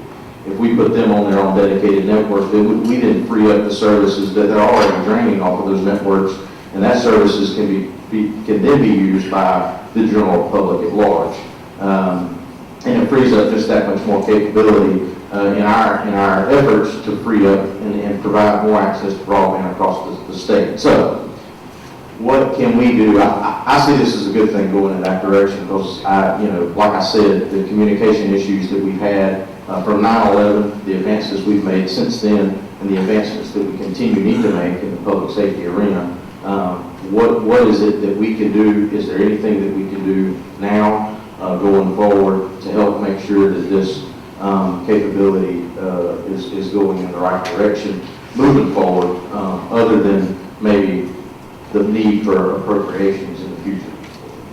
That would probably be, is that need if we were to choose to opt out, if the governor makes that decision. And I'm sure that's a decision that won't be made in a vacuum, that in addition to the input he'll receive from subject matter experts, that he'll be reaching out to the legislature as well. So that's probably going to get some input to see exactly what their thoughts are. And you do bring up a very good point. That will increase the capacity on the commercial networks because the public safety users will be on the private networks, which is a very good value.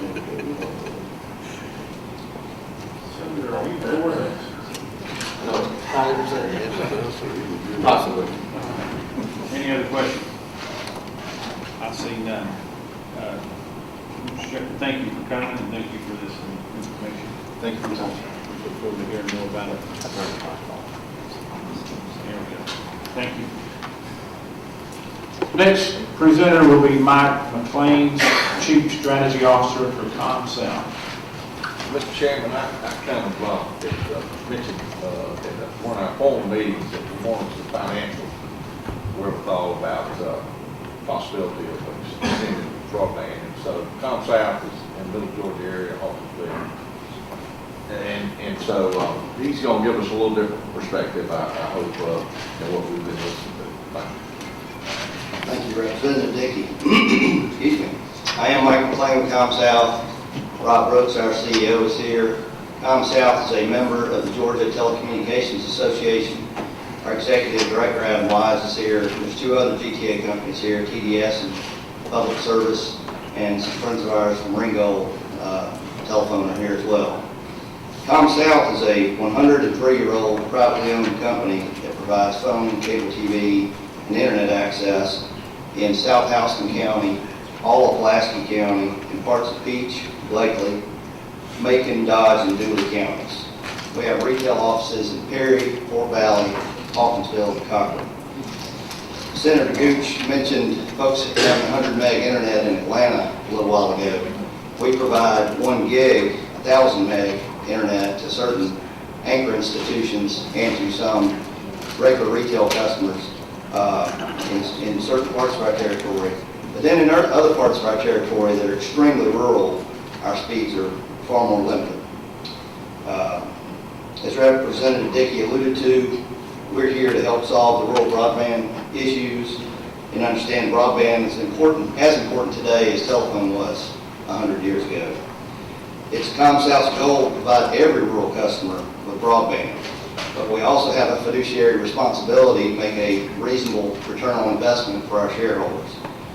I would argue that the only reason anybody in Georgia doesn't have broadband today is that the revenues expected to be generated by providing the network for that broadband service don't support the cost to build the network. Typically, it costs us $15,000 to $20,000 a mile to build our network out in a rural area. It also typically costs $700 to $2,000 a drop for the connection to the house or the business. In addition to that, $15,000 to $20,000 per mile. Depending on how far off the road that customer's house is, it could cost significantly more. Specifically in sparsely populated areas, folks that live out in really rural areas a lot of times are way off the road, so that drop cost can be significantly more. When we receive a request for broadband from a customer that our network doesn't currently reach, we perform a financial analysis on that area to see if we think we can make a reasonable economic return. When there's any customer density at all, so let's just say there's a 2-mile stretch of road and there's roughly 20 houses in that area, not dense like Atlanta, but dense for a really rural area. We'll send a survey out to those customers and ask them, if we were to build a network to you, what services would you take? And basically from that survey, when we get it back, we'll analyze what are the revenues we could reasonably expect to receive versus the cost to construct to those customers. Sometimes we build these and sometimes we don't. It really depends on what the economics look like. So let's say Representative Dickey's peach farm were in our territory. It's actually in public services territory, but if it were and he was 3 miles down a dirt road and there's nobody else we would reach building to him, 3 miles would cost us $50,000 to $60,000 to build. Let's say all he wants is a $50 internet, $50 a month internet service. You can do the math pretty quickly without a calculator. It'll take more than 80 years to get your money back, and that's not even including any cost of capital. Now, if there are 20 houses between our network and Representative Dickey, and we can survey those folks, and enough people said they'd take enough service that we could make a reasonable return on our investment, we'd obviously build that. And those are situations where we have built. So, I guess at the end of the day, the question is, what do you do to fix this problem? I mean, that's, I think, what you guys are going all over the state and trying to figure out how you provide every customer in every corner of the state broadband possible. I think that if the telecommunications providers, like some of which I just mentioned, that are already serving those rural areas in the state, they're already in the best position to provide that internet access if the economic conditions are right. So like ComSouth, most telecommunications providers have been serving their areas for most of the last century, and therefore are most knowledgeable about those rural areas. I think if there were other revenue streams or sources of reimbursement, like a state broadband grant, that could help companies like ComSouth recoup our construction costs, the existing telecommunications providers across the state would certainly build broadband to more of these areas that are today deemed non-economic. So, I don't have a fancy presentation.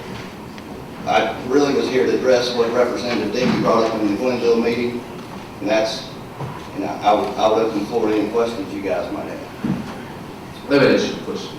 Since you're in rural Georgia, yeah. What do you estimate you all pay in sales taxes just on the equipment? I don't have that number off the top of my head, but it's significant, but I would say there's a disconnect between that and the cost of any building on any particular area. Well, say if the General Assembly decides in its infinite wisdom to say, we will, there are some states that exempt sales tax on equipment. Say we say that we might look at exempting sales tax on equipment in rural Georgia. Now, of course, we have a thing involved that says that a rural community is 35,000 or less population. But if we did that, would that make you look at investing in rural Georgia, the communities that you're in, if we would exempt the sales tax? Because we would have to know that you're spending that money in rural Georgia, and so we would probably ask you have to send that stuff into the state auditor or something so that we would have the actual figures to know that you're spending in rural Georgia and not somewhere else. I think that's going to be on a case-by-case basis. I think what would be more appropriate possibly would be to tie grant money directly to building to certain areas. So trying to tie what any one company pays in sales tax to what any one company would spend to build broadband to every farmer down that dirt road we talked about. I don't know how you would tie those balances together. Well, the reason I ask that, I mean, you Comcast, you got AT&T. No, sir. ComSouth, I'm sorry. But you got AT&T, Windstream, and all told, I would assume that there's about $68 to $70 million paid in sales tax just on the telecommunications equipment, those kind of things. If we were to do it, then everybody will be in the same boat when it comes to talking about doing something in rural Georgia, these rural communities to increase the broadband. Now, what I'm kind of wondering is whether or not we will end up with a turf fight between you, AT&T, or Windstream if we, in our infinite wisdom, decide to exempt some sales tax on equipment if it's done in rural Georgia. Again, I haven't studied those economics, so I don't have a good answer for you, but I think you would have to consider pooling that money. Let's just say it's your $70 million you just mentioned. Pooling that money and then reallocating it. In other words, if I say $50,000 a year, it may not be enough for me to build.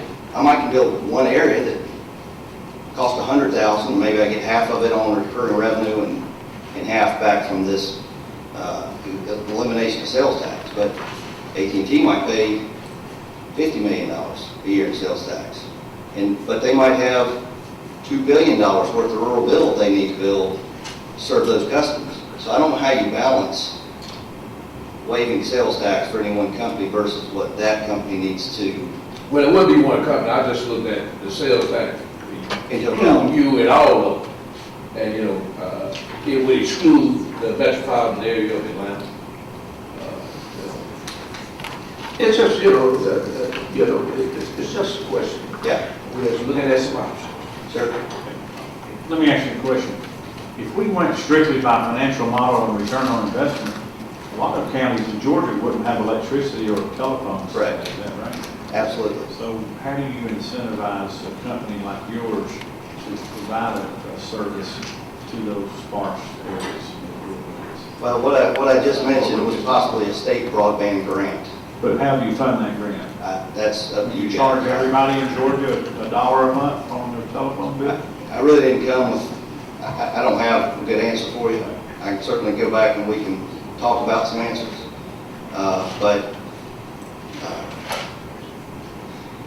Did your company receive any federal stimulus money? No, sir. Not a dime? No, sir. Have you gotten any federal grants we have not. Your company was created? I mean, how did you get your start? We've been here for 103 years, so I'm only 49. I've been there 22. In the 22 years I've been there, we have not. Okay. I can't tell you about before that. Yeah, I'm just curious. I'm trying to learn more about Yeah. your business models. Yes, sir. Thank you, Mr. Chairman. Your business model, you said, you say you serve rural areas now in something, and looking at different return scenarios year to year, you're expanding your high-speed internet throughout your service area when the financials warrant it. I assume. Do you see increasing revenue, customers, rural customers willing to pay more for more services? What is your model on an up or flat? Unfortunately not. Obviously, everybody's got one of these in their pocket. There are multiple options for cable TV nowadays, Netflix, Hulu, what have you. So I don't think you could count on any significant uptrend in revenue. The other thing you really have to look at that I didn't mention because I don't want to complicate things, but it's not the revenue. If you sell $80 of cable TV to somebody, but you got $70 of content cost, you pay to ABC and ESPN, you don't have $80 to play with. You got $10. So we can talk about all that another day, if you guys would like to get into that. But it's no, I don't. I'm only speaking for ComSouth. I don't think we could count on an upward trend in revenues to help offset that future cost. So the only thing to really offset it is density. Density is the real driving factor for where you go. Grant. Sir? Grant. Right. I mean, at the end of the day, the reason these people don't have broadband today is it didn't make economic sense for AT&T, Windstream, or ComSouth to build to them. That's the long and short of it. If it had made economic sense, you could have made a return on the customer revenue. We'd already done it. Do you think a wireless solution would work better in your area? What I would tell you is we're technology agnostic. We look at fixed wireless. We look at wireline. I don't think, if I were in your shoes, I wouldn't care if wireless could provide a 25 meg down or 100 meg down and reasonable upload speed, I wouldn't care what kind of technology they used. I would require certain technical specs, speed, latency, and those are all published. So yes, it might very well make sense to do some of this in a wireless fashion. Can you tell us a little bit about your customer base as far as complaints? How's your service being delivered today? Are you getting a lot of complaints from your customers about slow speeds or interruptions and all that? No, sir. I think we have very good, particularly internet access. When we talk about speed, I think we have very good. Again, we actually offer 1 gig service to some customers, and a lot of customers have over 100 meg with ComSouth. So is that through a fiber connection? Some of that's fiber, some of that is what's called hybrid fiber coax. So it's old cable TV plant that it's fiber to a point, and it's coaxial cable to the house. Now the areas we do have, I don't know the exact number, around 100 customers that are that farmer down that dirt road that DSL technology, it just didn't make economic sense to build to them, and they don't have broadband. They might have old dial-up. That's all they have. And I would argue that every farmer down every dirt road needs broadband just as much as the guy sitting in downtown Atlanta. So at the end of the day, the question is, how do you incentivize folks like us to build that? And we haven't built it today because the economics on in and of itself don't make sense to build it.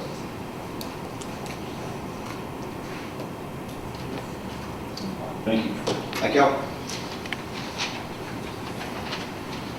Next, we'll have Ray Freeman, Internet Service Provider, Wireless Hometown, City of LaGrange. Freeman, are you in the room? Has anyone heard from Mr. Freeman? We'll come back if he shows up. Craig Gonsley? How do you pronounce it? Gansley? Sorry. Founder and CEO of Basecamp Networks.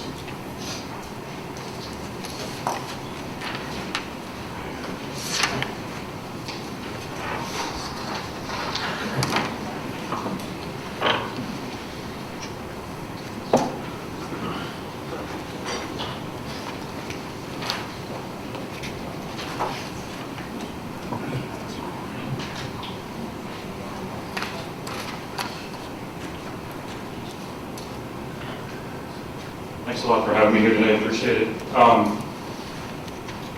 give you a real quick background. My name is Craig Hansel. I'm the founder and CEO of Basecamp Networks. We are out of Alpharetta, Georgia, where the company was born and where we intend to stay here in the state of Georgia. I have been around the world in the past couple of years, really doing about 75% of our business in agriculture. So I love that we're down here at the Farm Bureau today, because out of the reasons for broadband and the reasons to get connectivity out to rural parts of Georgia, farming is one of the most important one, in my opinion. I heard some cases today on healthcare and such, and while that is extremely important, 3 times a day, every day, we all need a farmer. So there's a lot going on in farming technology all over the world, as you can see right there in that slide. I was in France earlier this year with President Francois Hollande and U.S. Ambassador Jane Hartley, who invited us over and wanted to see our technology being used over there. Aside from what we do with wireless infrastructures, we build some software applications for farming. It's the first in the world with wearable technology, using vision computing and comparative analysis to do digital phenotyping. My background, what got me into doing a lot of this is 8 years in the military special forces. I was medically discharged and went to work for a 15-year career at Verizon, where I started out working with government accounts and handling some of the technology in the call and cell routing. Played a big role during 9/11 up there in the headquarters office in New Jersey. Came down to Georgia in 2005, where I was asked to help deploy LTE for Verizon all over the state. So I've got a thorough background in the transport layer carriers and the cellular companies, their capabilities, and exactly how it works, because I helped build it. What I want to really do here today is try to help you with some answers to solve some of the problems. And the biggest one that I see that's going on is where everybody wants to expand coverage and get broadband. I think it's, well, what's your definition of broadband? What's your speed definition of that? Because this chart right here shows you how fast we are growing and where we're going to be in just a few short years with the technology. And for the companies that want to expand and want to continue to pull copper everywhere, I'm not sure I understand the point in that. Now, I do live in Alpharetta, where I've got 100 meg at my home for about $90 a month. And that's great. We don't have that in the rural areas. But I don't know why. Fiber technology is just speed of light versus the speed of sound. And if this is where we're going to be by 2020, then, you know, we might as well look at our calendars and see if we're free in 3 years to revisit this all over again if we're just going to pull copper, because you have limitations to copper. Some of the suggestions that I've heard have been like following the power grid and working with the EMCs, and I think that's a good idea to follow that to everybody's home as a pathway to get there. But it's a great idea for a pathway. But what's the technology going to look like to follow the power? Because even if you filtered copper along power systems, you have harmonic feedback. It's some of the disruption you see in some of the technology today.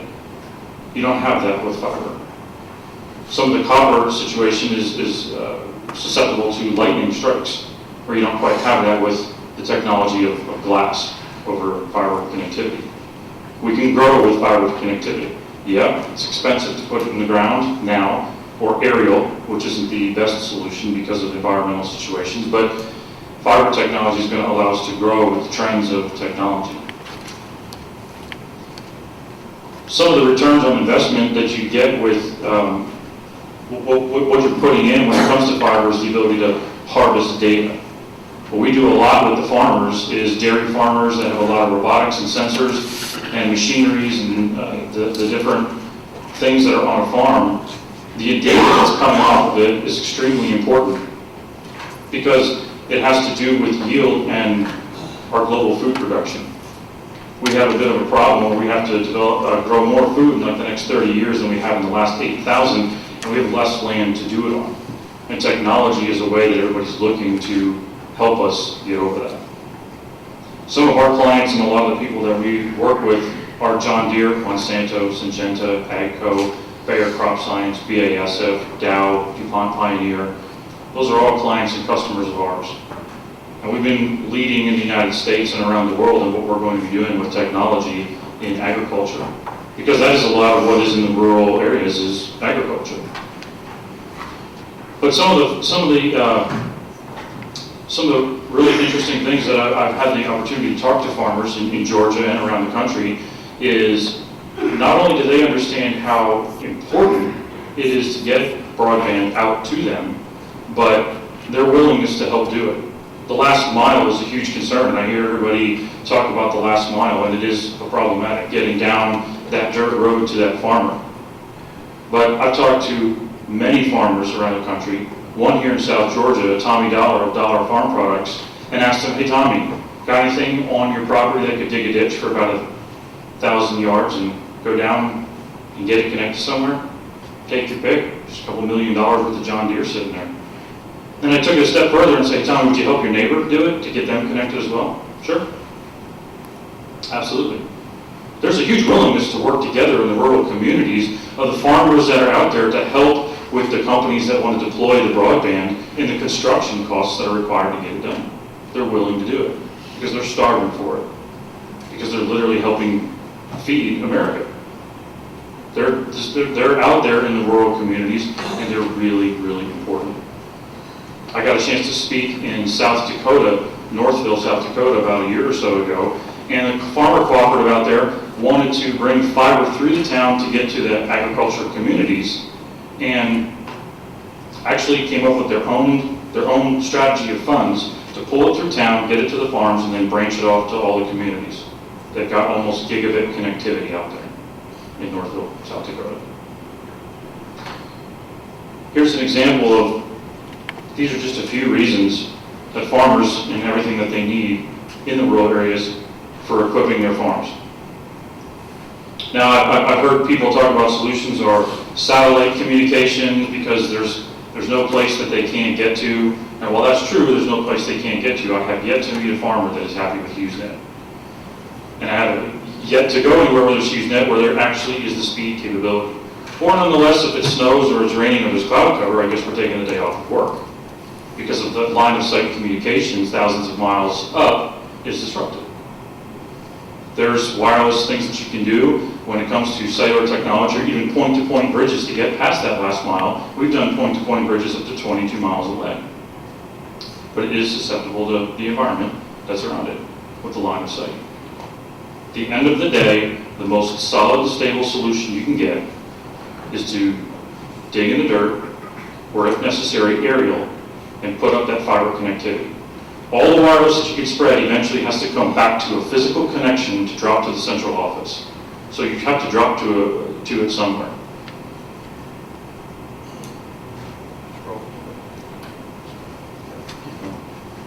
The other way. Keep going.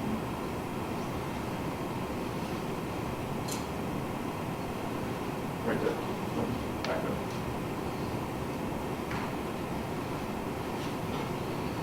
One of the other factors when I had a chance to sit down with Tommy Dollar was because of where he's located and his entire operation, which is pretty big. He's, I think, one of the second or one of the biggest peanut producers in the state of Georgia. Is because he doesn't have broadband, he's using cellular. Now, I helped build the cellular network here in the Southeast for Verizon, and I know how they do it, and I know that they have one of the most stable networks around. But there's a cost that comes with it. Thousands and thousands of dollars a month Tommy's had to pay for the sensors on his irrigation pivots, on his grain bins, because of data caps and slower speeds that just aren't reached from wireless. I understand about LTE and 5G and things like that are coming, but don't believe everything you read on TV. I'm the person who is responsible for doing the dedicated testing of LTE when it deployed here in the Southeast, and at 3:20 in the morning on a dedicated wireless connection to a cell site, we weren't seeing the up to 60 meg that's being promised on the television commercials. Because even the backhaul there, they didn't want to pay and upgrade. So when you share that with CDMA and voice and the older data that hadn't been phased out yet, it's interesting that we were promising up to 60 megabits per second on wireless delivery with only a 50 megabit per second circuit being delivered to the cell site. It's marketing. And that's all that it is. The reality is that you've got to put hard line connections in that are going to be sustainable now and for years to come. Because I don't think we should have to do this or have to find money to do this again in the next 3 or 5 years. The longevity is going to be fiber connectivity for communities where, such as ComSouth, is giving people a full gig. We're moving into a new office in the next month, and we'll be getting a full gig there. Hospitals and farms, the amount of data that they're pulling and that data that is being extracted to other companies as we share those analytics to help, it's fast, very, very fast getting up to those 1 gig speeds.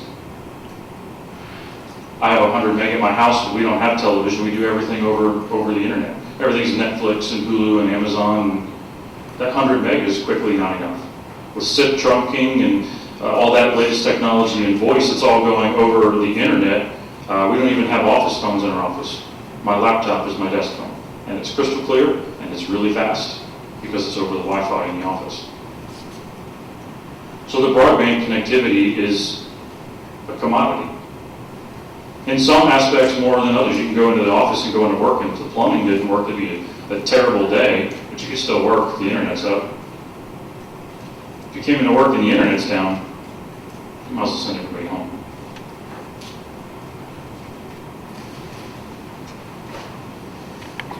Keep going over there.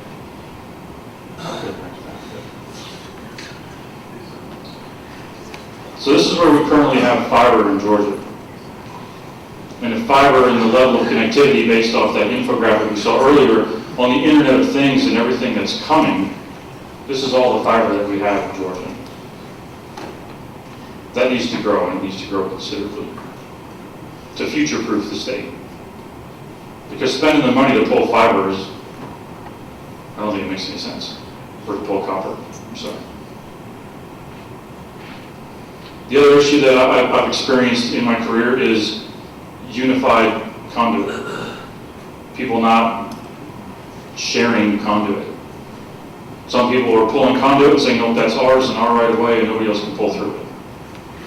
I mean, how are we going to benefit and help our customers if we're not going to try to save costs by putting conduit in the ground that's going to allow people to say, oh, it's already there, I don't have to do construction costs. You know, maybe I pay a fee to the company that did do construction costs because they paid for it to allow me to pull through. But there's still some that just say, nope, you got to do your own. Right next to mine, do your own. And in that digging and in that construction and in trying to cover across the state, it's my firm belief that every time we cross a county line or we cross a city line somewhere, if we have to stop what we're doing, get city council approval, get permits, pay for them, get somebody to come out and survey to dig, it's going to take us a long time. And that's why it's going to cost so much. An addendum that allows for a project where funds are allocated to pull broadband via fiber through the state that allows the company or the vendor that would do it in partnership with others. I don't think one company would do it through the whole state, but working with the others that are in each of the locations like ComSouth and like Basecamp Networks, companies like that working together to do it in their areas, sharing conduit and having an addendum that allows them to pull through and get out to the farmers and get out to the rural areas and the rural hospitals without having to stop every couple of miles and reassess the situation and pay more money.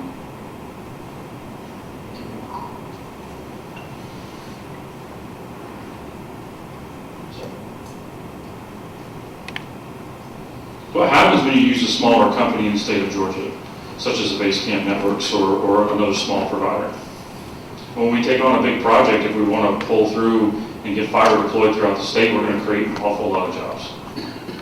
Because we're going to have a really good project on our hands that's going to allow us to hire more people to get this job done. So I think when you're hiring local, you're empowering local. You're helping to create jobs right here in the state.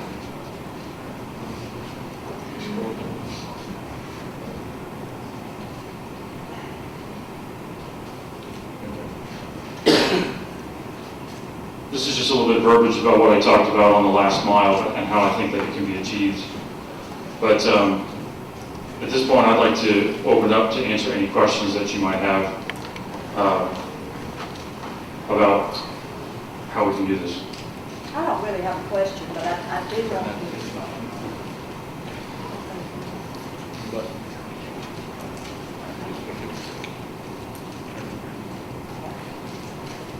Not really a question, but just want to say, I think you have made us aware even more of the fact that this is not, this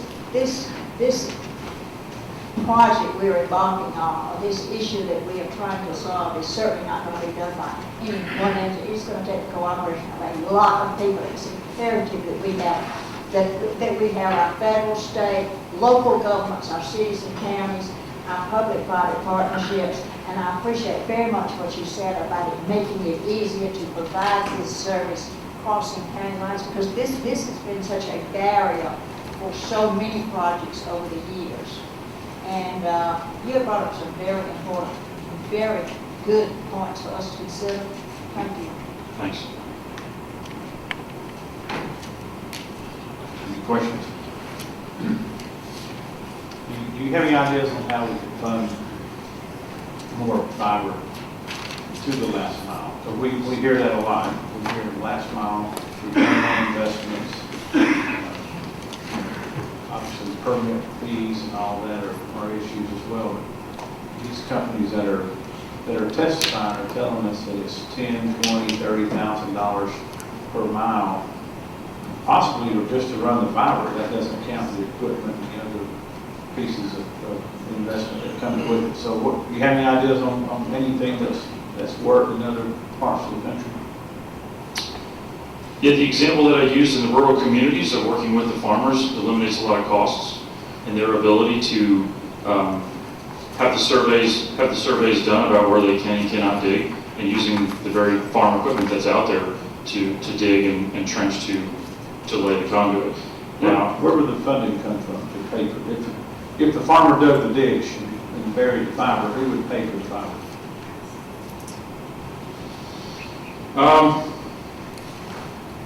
Well, it would be the company that's doing the work, the vendor, or if there's state funding and tax dollars to put something together like this, that's where it would go. Now, some of the equipment, aside from just the fiber, some of the costs that are justified, I'm not sure where they come from. As an example, it was in 2010, Cisco had a carrier routing system, Series 4, that was about $400,000, and it could handle a simultaneous video call of every man, woman, and child in China. So technology has surpassed some of that today to where we have multi-gigabit routers and switches that can handle high-dense traffic, and through the proper fiber connectivity, we have a more long-term solution. I have heard costs up to about $80,000 a mile to lay conduit and pull fiber. A lot of that is more in the urban areas where you've got ore under streets and you've got a lot of gas and electrical lines. But there's ways to make it a whole lot cheaper in rural America. Just sitting here thinking, would you foresee a model such as state funding for upgrading dirt roads to paved roads, and then the county or local governments owning that fiber down those strips, and then maybe leasing back to company to operate, kind of like a toll or something? Is that how you did it out in South Dakota, or where did the funding come from there? So I was just trying to think of models that might work in our state here. Yeah, out in South Dakota, the farmers actually pay for it, and they own it. So that means they own the data off of it.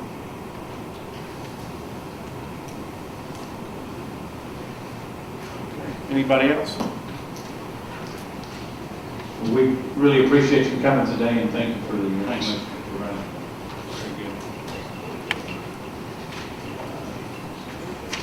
Before we go to the next speaker, did Ray Freeman ever come in the building? Ray Freeman. Okay, our last speaker today is going to be the famous, infamous Charlie Harper. Aren't you from Atlanta? I'm from Atlanta, and I'm here to help. That's almost experience. I didn't know you had a title, executive director. And no titles are free. You are, for some of us anyway. Some of you had to earn yours. But no, it's great and an honor to be here. And today I'm here in the capacity as the executive director of Policy Best. And Policy Best is a public policy group that's designed, and our focus is not aimed at you guys. Actually, it's aimed at your constituents and the voters and the people of Georgia. Those of you that know me from my other hat, I've spent 10 years writing op-ed type pieces and run a website towards Georgia politics. And I realized during the first 5 years of that, there's a huge disconnect these days of the problems people perceive and what goes on social media versus what these guys actually try to solve. And so trying to bridge that gap by taking some of the core issues and build a framework around that and try to help educate the voters that kind of are aware of what some of the problems are and help them dig into what the actual facts behind those problems are, as well as some of the solutions. And so going into the next slide, the issues that we really try to focus on are in the areas of, first of all, almost everything has to affect Georgia's business climate. And as everyone up here can attest to, the lack of broadband, specifically in the rural areas, is a huge negative economic driver for large parts of the state. Recruiting jobs and the kind of jobs that pay good wages right now, it's without broadband, and we've been hearing that at every step of this committee, and I've been to about half the meeting so far. It's really a deterrent. Education. In my spare time when I'm not writing things on the internet or doing public policy work, I'm actually on the board of Georgia Cyber Academy, which is the largest charter school, actually the largest school in the state of Georgia. We have 14,500 students in every county, all 159 in the state of Georgia. We are entirely a virtual school, with the exception of the administrative complex, which is down near the airport. And the students can't attend our school if they don't have broadband. And if the broadband they have is not reliable, they miss class. And so there's a huge education component into what we're talking about. And so again, if you only have broadband in the areas that are already relatively wealthy and you don't have them in the rural areas that are already looking at being left behind, you're starting a whole nother cycle of missing that gap. Healthcare, Shay and Linda talked in great detail this morning about how that fits in. And there was an overlap in Shay's map where if you really look at the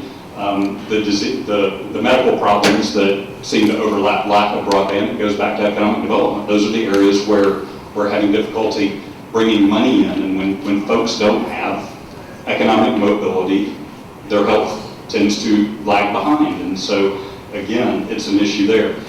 Transportation is one of the other issues that we work on. It doesn't seem directly related to this, and yet it is, and we'll get into that in a moment as well.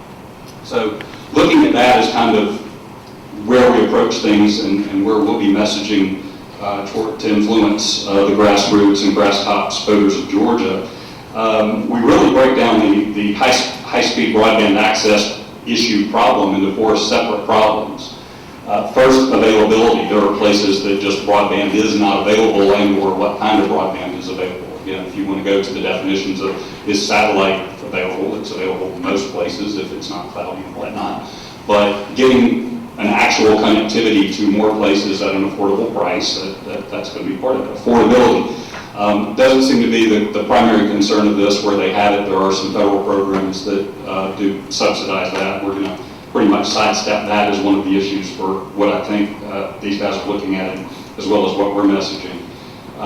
Speed, reliability. I've heard a lot of things about some people have it, but do they really get the speed? Is it functional? You know, if you have broadband, but it's unreliable and or you just can't get something to stream, going back to, again, when we're streaming classes at Georgia Cyber Academy, if you don't have upload download speed fast enough to do a two-way streaming, those kids aren't attending class. And so that's part of the access.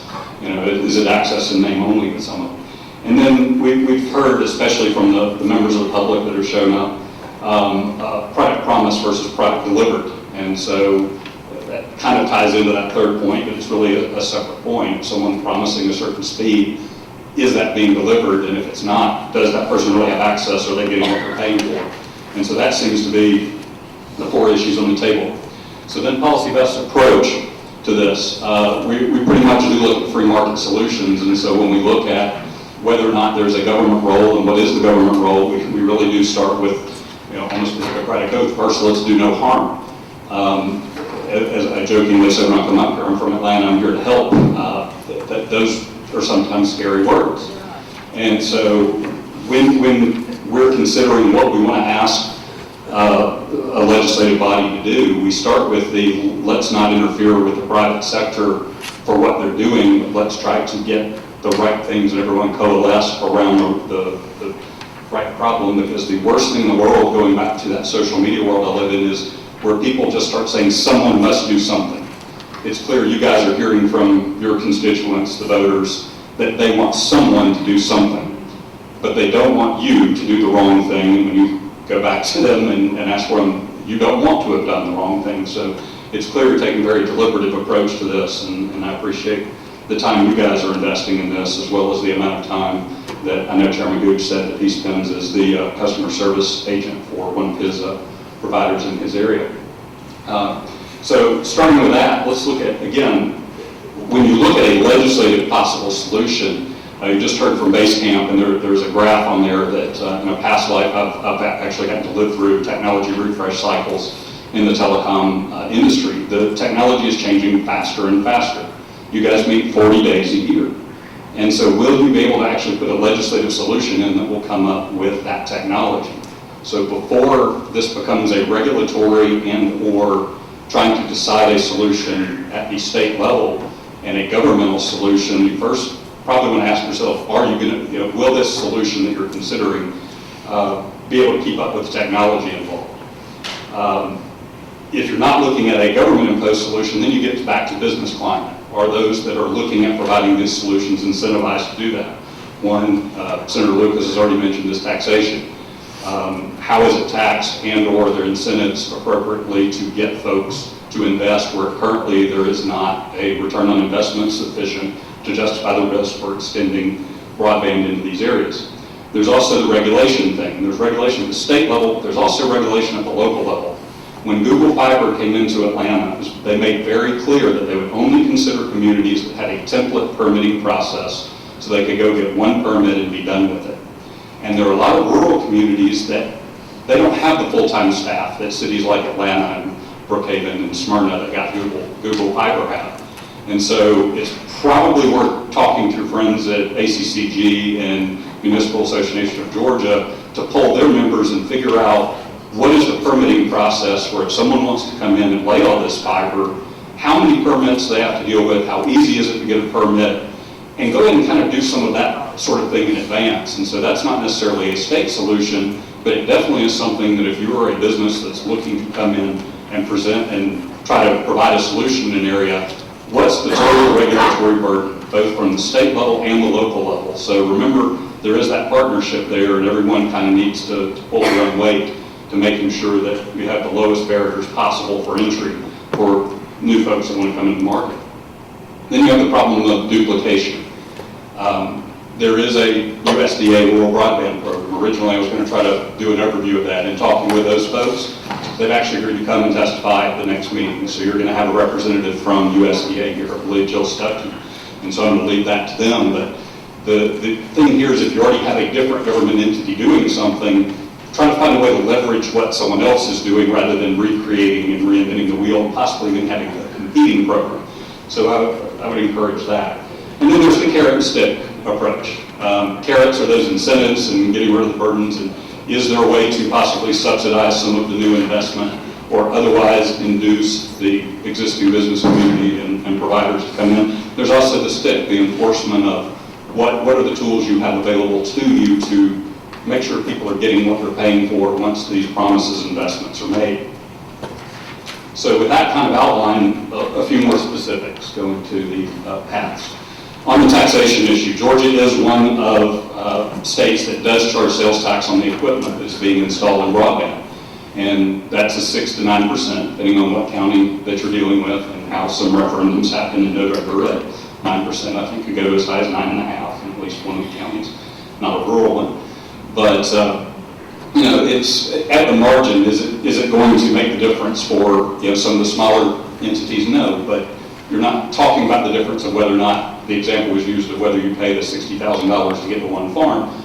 But all economics decisions are made at the margin, and if you change the cost of investment by 6 to 9% on a provider, then their ability to get a return on that investment at that margin comes down by 6 to 9%. North Dakota, for instance, is one of the states. There's now 23 states that do not tax this. So almost half the states in the country don't tax this. We still do. North Dakota is one of the last ones, and they've seen a pretty good uptake in their very rural state of getting broadband access installed. So that's one of the places to look.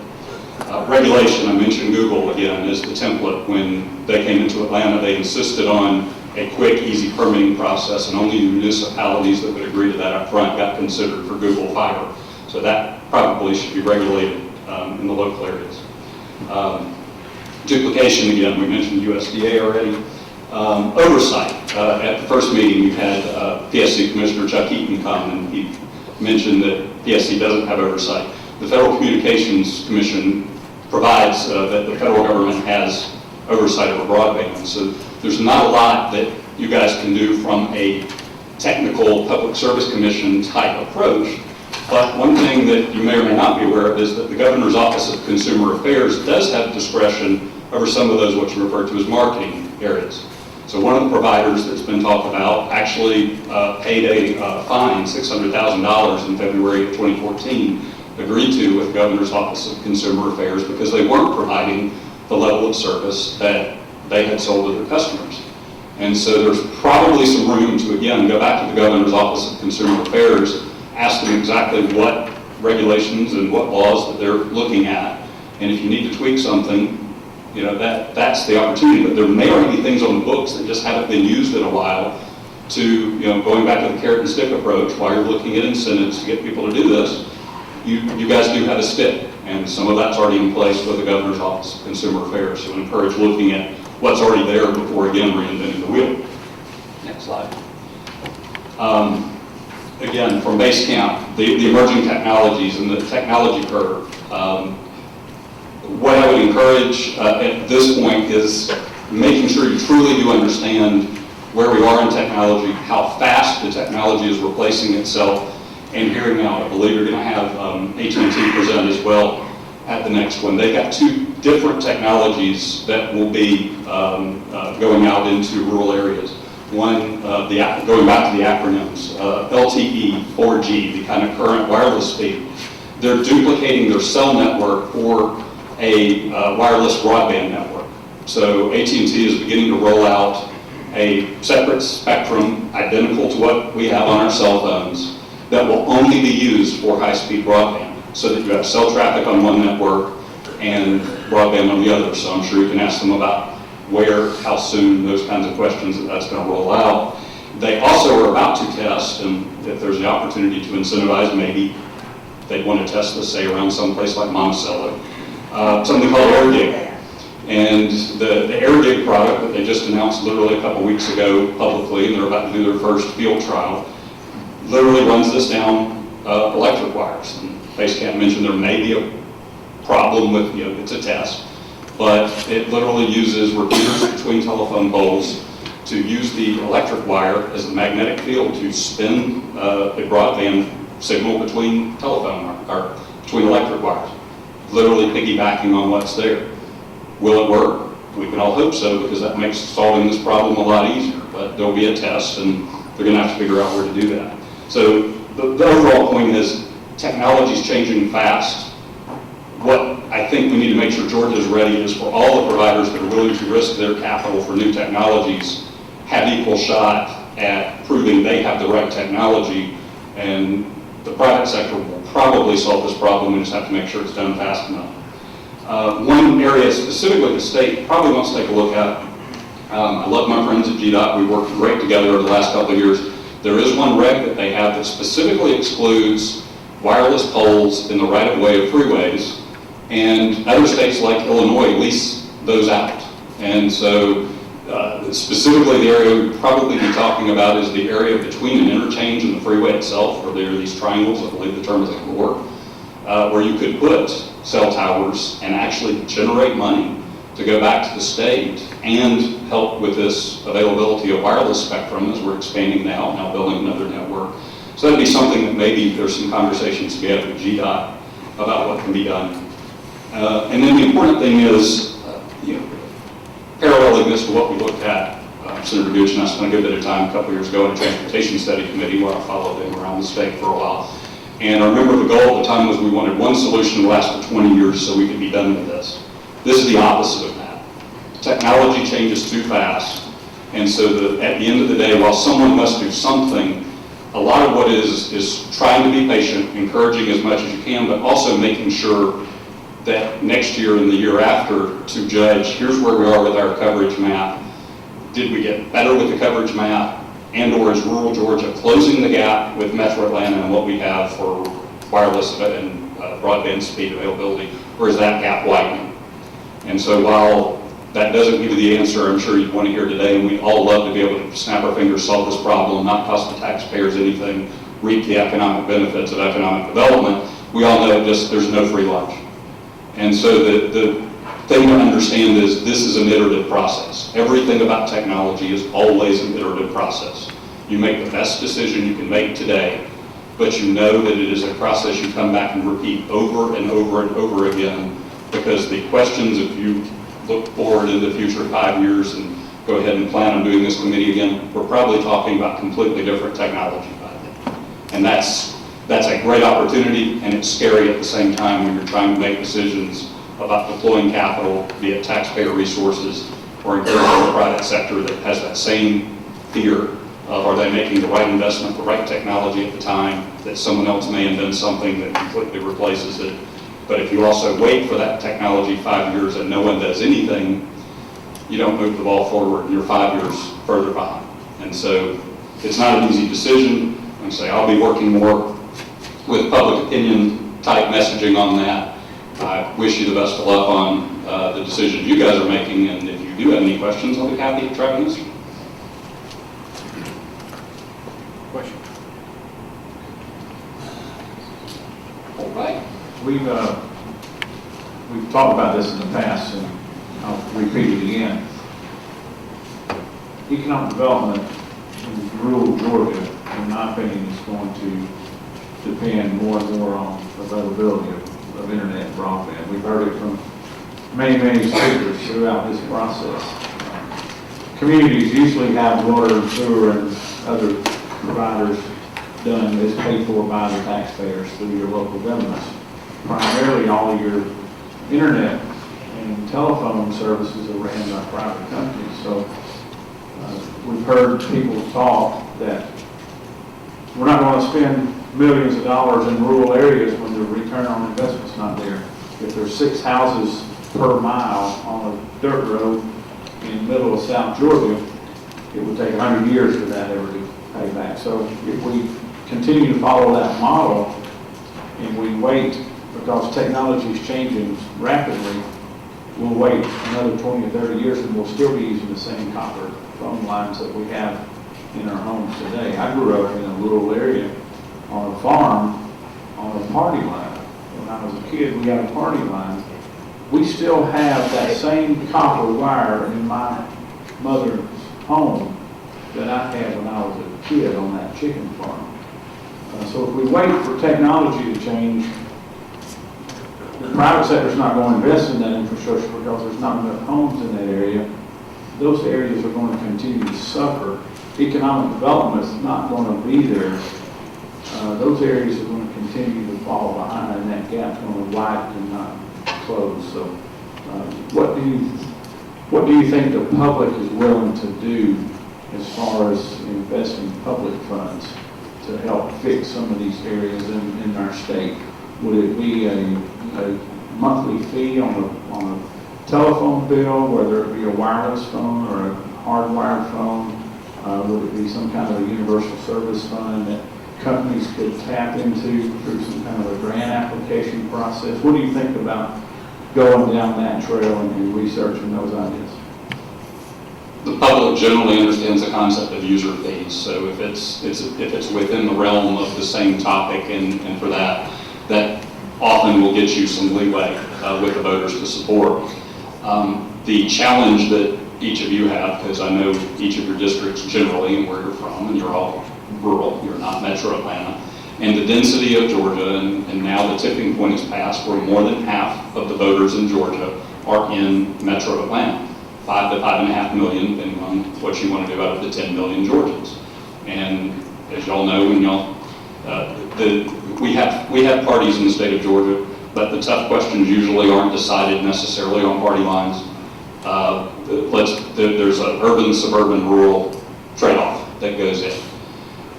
The challenge for the voter is to convince your northern arc suburban Atlantan what's in it for them.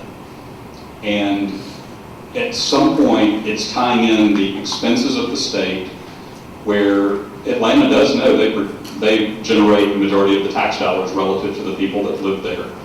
If you want South Georgia, rural Georgia, I realize North, I shouldn't say South, because rural has its, North has its rural and communities as well, so we represent.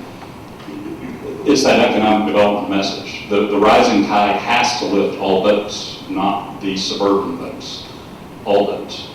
And the issues that we deal with are all tied into economic development. Going back to, again, the education part, to be able to improve the quality of the schools, it's not always going to be local. It's being able to bring in distance learning, not just what our model for our charter school is, but Google Apps for education, Apple Apps for education. You can bring experts to the smallest, most rural school if you have that kind of broadband access. And you have to have the broadband access to do that. We've talked about getting telemedicine to an ambulance or to the hospital and the backbone we have for that. But the backbone of a medical community are the doctor's offices and the individual doctors. And if you go back to our meeting in Delano where there were a lot of messages from the chamber about pictures, because it's a tourism community, as you well know, since that's your backyard. But the difficulty of uploading pictures on some of these networks that are there but have, well, now imagine that's not a tourist picture of someone who's just up at Camp Glisten, but it's a medical image of someone that's trying to figure out what their MRI says and whether or not they need to be getting to a specialist immediately.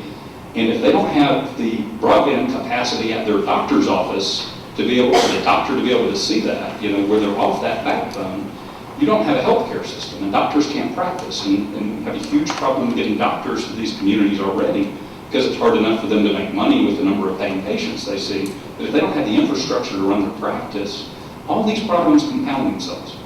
And so the part of the messaging challenge is to convince the people that live where I live. I'm in Marietta, and I grew up in Fayette County, so I've kind of covered the donut of Atlanta in my lifetime. But convince them where my hospitals are good, my schools are good.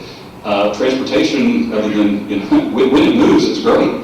But to convince that the Georgians, that we're all in this together, and more of my tax dollars are going to have to go to the subsidy route to other parts of the state if we don't invest in the infrastructure to make sure we're all one in Georgia. And that, to me, is the unifying message of why this has to be done. And from there, I'll leave it to you to try to figure out the mechanics of how that might look and who pays what where and who ultimately receives it on the provider. On the transportation bill, remember it was the rural guys that carried that vote through. And my cousin, Senator Harper, there, yeah, that's right. Some of the folks in Atlanta voted against it, and they're the ones that needed it the most. They'll tell you that. Point well taken. The rules. We'd like to continue working with you and your organization on this, because it's very important to us, and we definitely know there's problems, and you see it as well. You've seen and heard it, so we appreciate you coming today. Anyone else have a question?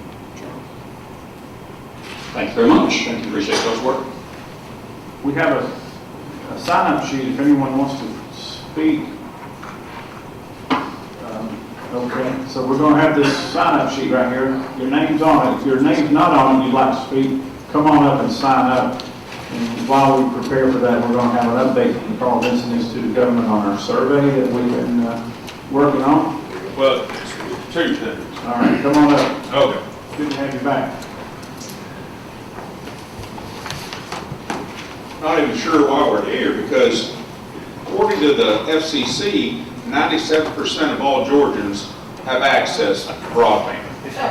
And So that question was, I think that the first day was bandaged around quite a bit, and I think that either it's the 3% are in this room, or keep coming to these meetings, or it might just be that those numbers are being overstated just slightly. And so we were asked, we manage the Broadband Center at Carl Vinson Institute of Government at the University of Georgia. What is the actual number? And we'll tell you, we ain't got a clue. We have no idea. And the reason we have no idea is because how the information is reported. And so and all this started with the broadband mapping initiative with the stimulus dollars back in 2009, 2010. And it was originally done with the National Telecommunications and Information Administration.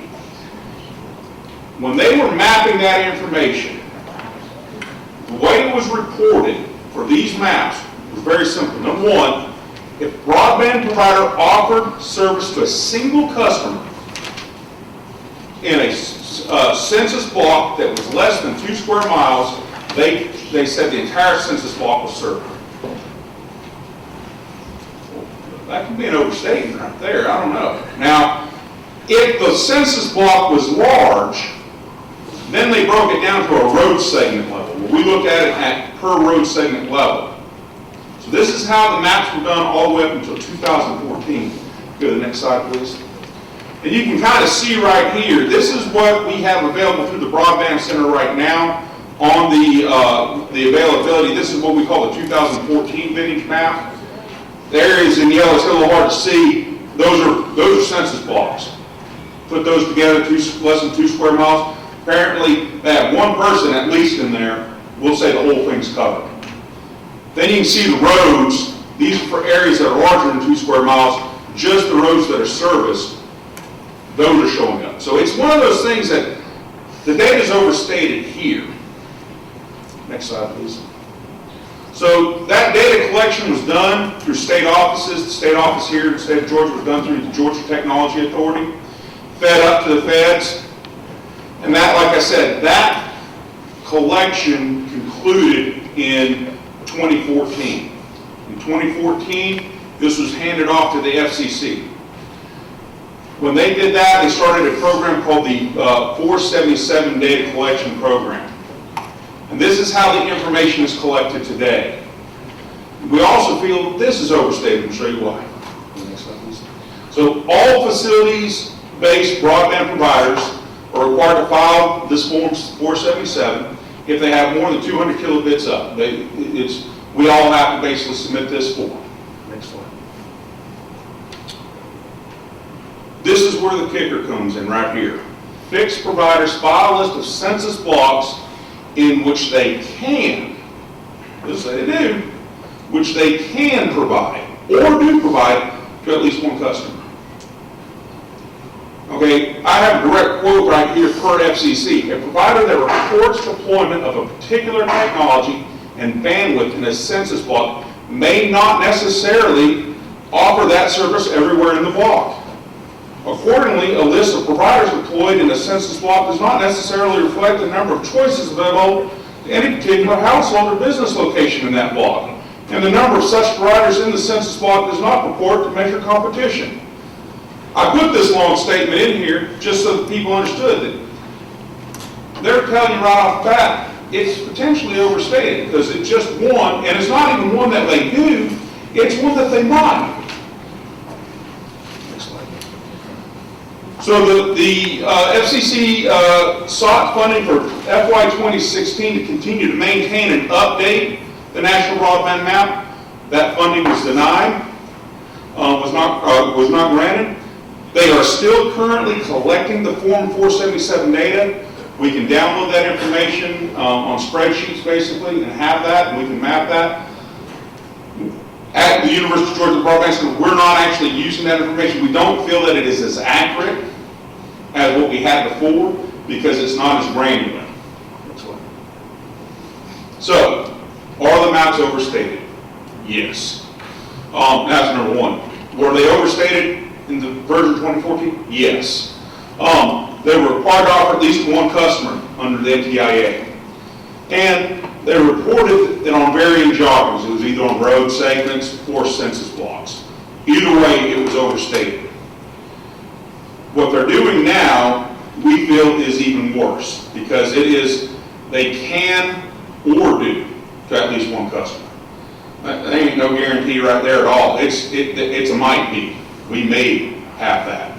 And it's only done on census blocks. And so, when you look at this information, you got to keep in mind, this is used for doing some statistical modeling and all that. They're collecting it at a national level. But it does cause grief when someone comes in and says, well, 97% of Georgians, we all have access to it. Why are we here for the 3%? That is not the case. What it is there are, if you look at all the census blocks that have at least one person in it, in the state of Georgia, and you look at all the populations in those census blocks, they cover 97% of the population. That does not mean that 97% of the population has access to high-speed broadband. And so I hope that answers your question as to why the data shows up. And when people come up and say, well, it's 97%, or it says, no, it's not. It's not. So that answers that question. So what do we do in the state of Georgia? How are we looking at this? Well, we're trying to get at a little bit more granular level. Next slide. And so we're doing the broadband survey. And this is not an exacting science or anything like that. It starts to get a little bit more at the issue. We're starting to ask folks to report the information, self-report. As of this morning, we had 6,400 respondents. It's been up for about 3 weeks now. We will be running it and providing a preliminary report to the committee in the first part of December. We've got several big pushes trying to get more and more people to do it. Next slide. We have it where you go through, you can actually locate it, and based upon the 2014 data, it tells you what you have available to you. You can select that, you can say whether or not you subscribe to it, fill in all that information. Next slide. You can do a speed test, and then we're actually capturing, and you identify, am I at this location? We're actually identifying what you're subscribing to versus what you're actually getting. And no, that is not at any given time, you may have good speed, you may not have good speed. We're not trying to judge anything. We're just trying to get examples and samples so we can start to do some analysis. Next slide. We're also asking multiple questions, such as the wireline download speed range to which you subscribe. If you don't subscribe to any wireline, how are you getting it if you're getting it? Are you able to purchase the speed that you feel that you need? Do you need, what is the importance to you in order to enable to earn a living? How does it affect your quality of life? And then also we ask them just to basically provide a response as to what do they think the state of Georgia can do. And a lot of them is just like, well, give me your internet. Well, probably not going to happen. So next slide, please. Real quickly, just want to show you some results. It's a little hard to see. Is service available to you? Yes is 52%. No is 26%. No response is 11%. When you get to the next slide, it's do you subscribe? Well, no response is 22%. The fellow I work with, Mike Burks, and I were looking at this morning. Well, you take the service available, you know, do you subscribe? Those numbers pretty much don't match up. You know, and then if you carry it on even further, is service sufficient? Those numbers kind of match up there too. And so we're able to see that for the most part, in the state of Georgia, is service sufficient? Overwhelmingly, the answer is no. So even those who get it, there's more people that say no, the service is not sufficient, even if they are getting it. And we're going to do some analysis and provide that back to the committee, as I said, as we get into December. And we're going to keep this survey open all the way through June 30th of 2017 to collect as much data as possible, doing multiple pushes because we want to just collect as much information as we can on this. I'll be happy to answer any questions. It's kind of a dumb question. Go back one slide. If you're on your internet and you're taking the survey, how can you say no, that service is not available to you? Because you might be on your phone. And so what we're looking for is, do you have a form of wireline service to you? And so we actually we couched the question that way. The other thing is you may be responding to that at your public library. You may have driven down to your Chick-fil-A or your McDonald's and you got on your phone. But the speed test would not be relevant. The speed test is not relevant because we actually have basically a checkbox there that says, are you performing the speed test at the address that you're reporting for? And just another observation, if you're going to take time to do a survey, why would you not respond? Because if you don't have a service available to you, no. So it's not available. Do you subscribe? Because you have no response because it's not that service is available to you and you're not subscribing, there's no service available to you. So we actually were talking about and we just grabbed some quick graphics. We're actually going to tease this out so it actually shows up more, it answers the question more appropriately. Thank you very much. No problem. Appreciate your information. Has this been pushed out to the local media here in the Macon area? I believe Laura Meadows, the director of the Institute of Government, was talking with somebody with the House and Senate press office to get something pushed out. Enos has been working on that. We felt that would be better coming from y'all's offices than ours. I don't know if there's a media person here in the room or not, but I hope they'll push it. Right. We want everybody to. And a lot of our schools have been encouraging their students to take part, and we are hoping that will happen throughout the state. Exactly. Thank you. No problem. All right, public comments. We want you to come up. We want you to speak clear, concise, and be brief. 2 minutes or less.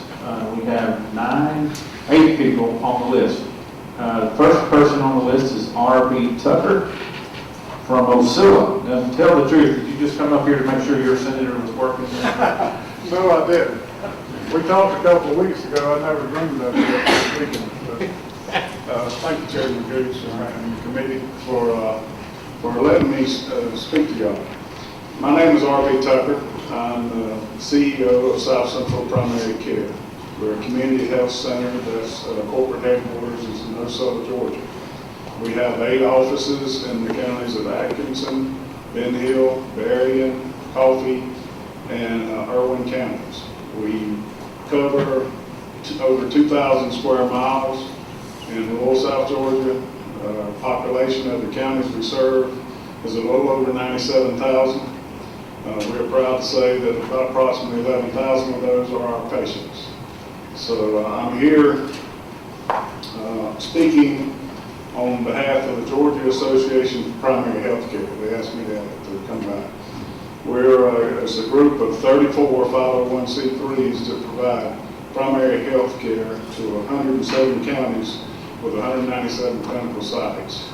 And we serve over 400,000 patients a year. I wanted to make sure that the committee, I know y'all have heard a lot about the complaints. I have no solutions, but I want to make sure y'all know the struggles that we face providing health care in rural Georgia. There's more problems than just your streaming for Facebook, Hubble, Xbox. It interferes with our ability to provide efficient health care. Business is conducted over the internet and healthcare just like any other. We send emails, we view our bank accounts, we do accounting, we go to meeting. The difference that we see is we have electronic medical records. In our case, all of our patients' medical records are housed in what's called a cloud. So all the information is flows to and from these clouds, which is backed up in 6 locations all over the United States in case of disaster.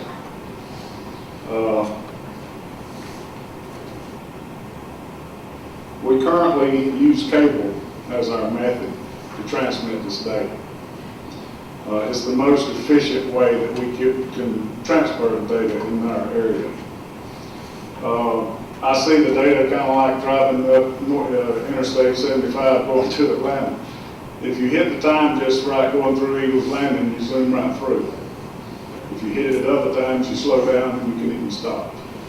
That's the way the internet access is in rural South Georgia. The functions that we do with electronic medical records is we schedule, we view patient charts, we enter information, we see lab results, we get lab results, we prescribe, we refer to specialists. So all of this data is flying both ways, not just down, but both ways. Real quickly, some of the real world problems we have is we provide after-hour coverage. So if we have anybody who wants to call when we're closed, we have providers on call who will answer.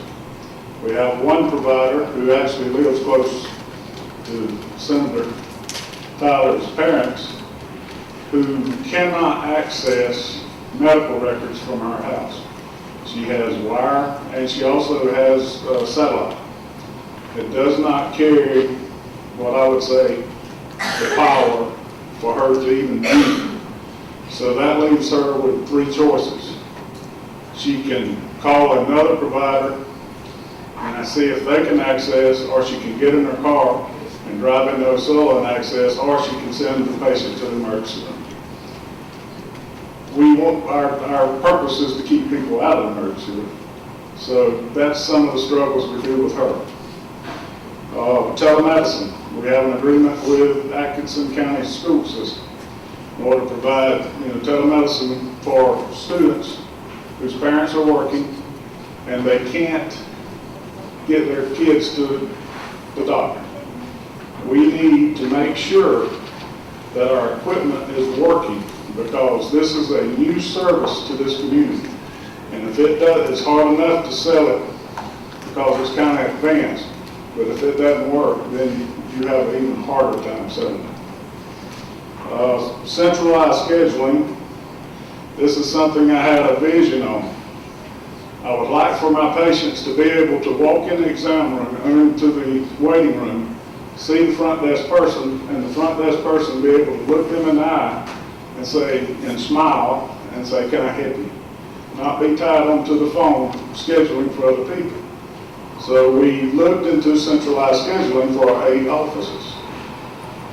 In order to do this, we had to go to voice over IP. That created all of our 8 offices is really looked at as one network. What we realized, what we've experienced, we did testing beforehand and they said we would piggyback and it would work. What we've experienced since then, which has been for 2 months, is we're getting drop calls. We're getting cases where the patient can't hear our nurses talking to them. In one case, the nurse heard the patient say, "Well, I guess she hung up on me." But the nurse was trying to talk to her and couldn't, so the nurse had to call back. But all of this is connectivity, not enough bandwidth to carry everything. We've wasted money troubleshooting just to find out we don't have the bandwidth. So just real quickly, keeping in mind as we move forward, there's a push for us to network as a medical community. I'm currently in the planning stages of a network with Community Health Systems, which is located in Sandersville, and also East Georgia Healthcare Center in Swainsboro. We share patients quite a bit when they move around. And this would allow a seamless transfer of medical information and improve the continuity of care in our area. And I'd just like to thank y'all for listening. Thank you. Any questions? One question. You say all of your facilities are in town somewhere? You don't have any out 3 miles down the dirt road? No, all are in town. I have one provider who is in Nashville, Georgia. Sir? I have one provider that is in Nashville, Georgia. He's a doctor. He is constantly complaining that he can't get his medical charts finished at the end of the day, so he goes home. He can complete them at night at home. He lives in Valdosta, Georgia. Valdosta has better connectivity as for a citizen than it does for All of your facilities and offices are in a downtown city. Yes, that's correct. Commercial. That's correct. They're almost beside the hospital everywhere. Right. Thank you, sir. Okay.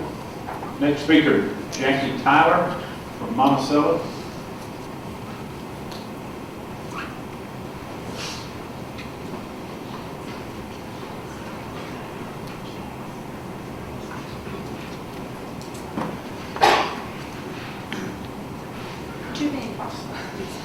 You do love your state rep. I do.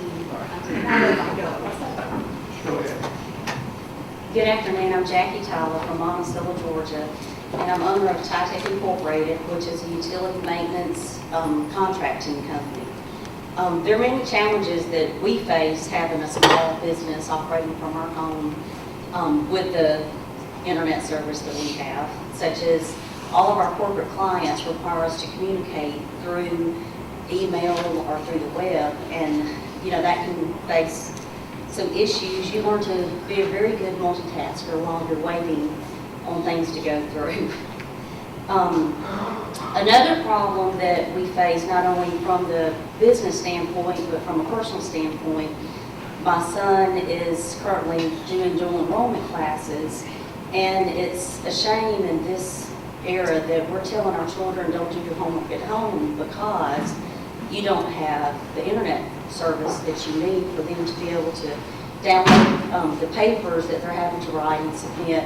And he's also encountered issues where he's tried to do it from the home using our internet service, and the papers have been lost, and not been transmitted or received.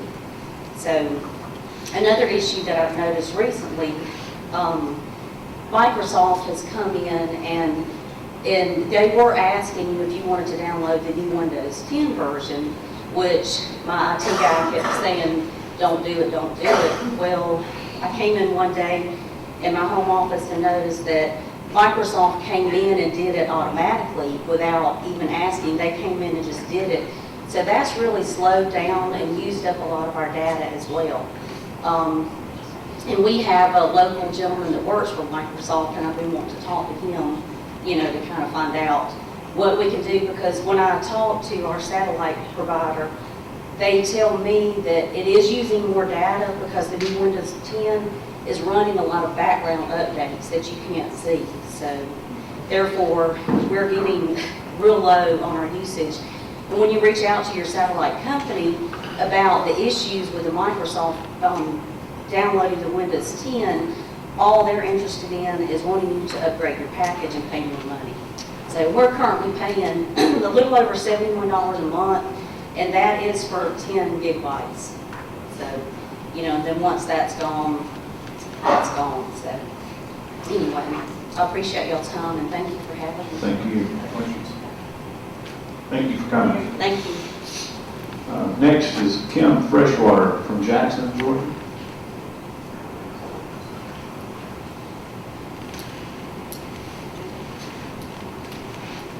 Is that the home of Senator Burt Jones? It is. Yes.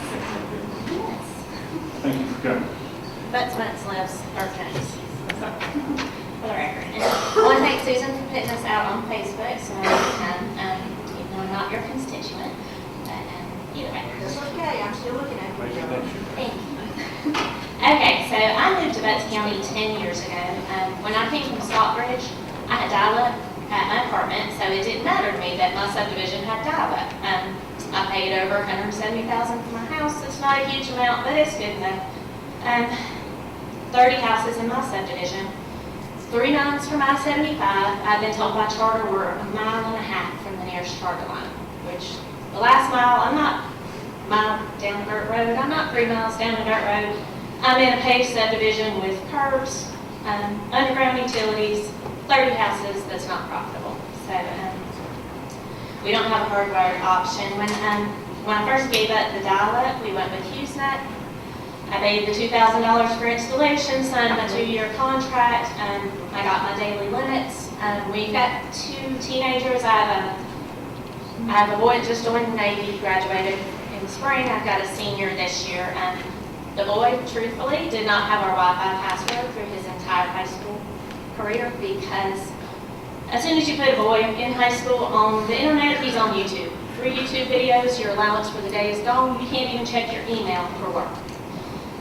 Yet you're paying $100 a month for this service. Now I've moved up to where I use my Verizon data plan. It's a hotspot. That's the internet that it powers my whole house. You still have to constantly monitor your data usage, just like you do for your phone, but it runs everything. data cap. Thank God I called Verizon during a double-year data plan, and I was able, for my $130 some odd I pay a month, I get 40 gigs. 40 gigs sounds like a whole lot until you get Windows 10, like the last speaker said, and you're using a gig a day per computer in background apps because everything is app-based on Windows 10. I don't even turn my work computer on at my house. I'm a real estate agent, so I use my old computer that you can't close the screen on, because when you turn on your Windows 10 computer, it's just sucking your data in the background. And, you know, it's just like with your cell phone, when you run over on your data, $15 a gig, just adding up on your bill.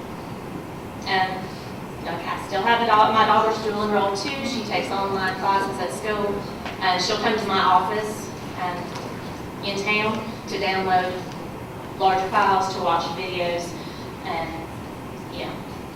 So we average about 38 of our 40 gig allowance per month, and that's with close monitoring. We're talking no Netflix, no Hulu, don't use the Amazon Prime music or videos. My thermostat, everything's internet powered nowadays. My thermostat's not allowed to be online because it's just draining all day. And my sleep number bed can't tell me how I slept last night because it can't be connected to the internet either. Smart TV, not connected to Windows 10. I feel like rural residents were forced to pay more for less service, and I don't have a solution. I wish that's what y'all are for, though, all your knowledge of how things work, because I really don't know how it can be fixed. I know in my work, like I said, I'm a real estate agent, and when people are buying and selling houses, it's really hard to communicate to a buyer how important it is to look into the utilities that are available, and so, because they just don't understand. So, but either way, I've had Susan here has stepped in one time for a client of mine and help them out. So either way, that's about it. Jackson sounds high tech. Now, I come from Appalachian Mountains. We still have outdoor plumbing. So we got those select plumbing and all that right there. What's the population of Jackson, Georgia? Do you know? About 23,000, 25,000. Is that Butts County? Butts County. Yeah, Butts County. All right, thank you. Next is Kim. No, that was Kim. Valerie, is it Mercer? From Forsyth, Georgia.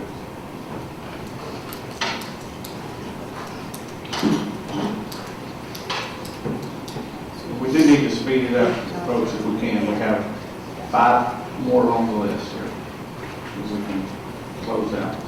Thank you for coming. I'm a former school teacher, so I set my own timer. All right.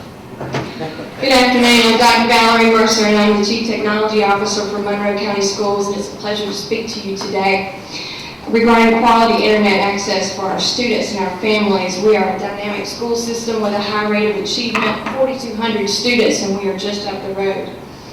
We seek great professional and instructional opportunities for our students all the way from pre-K through the student's senior year, and over the last 5 years, we've been rated as one of the top instructional technology school systems across the nation by Advanced Ed and the National Center for Digital Education.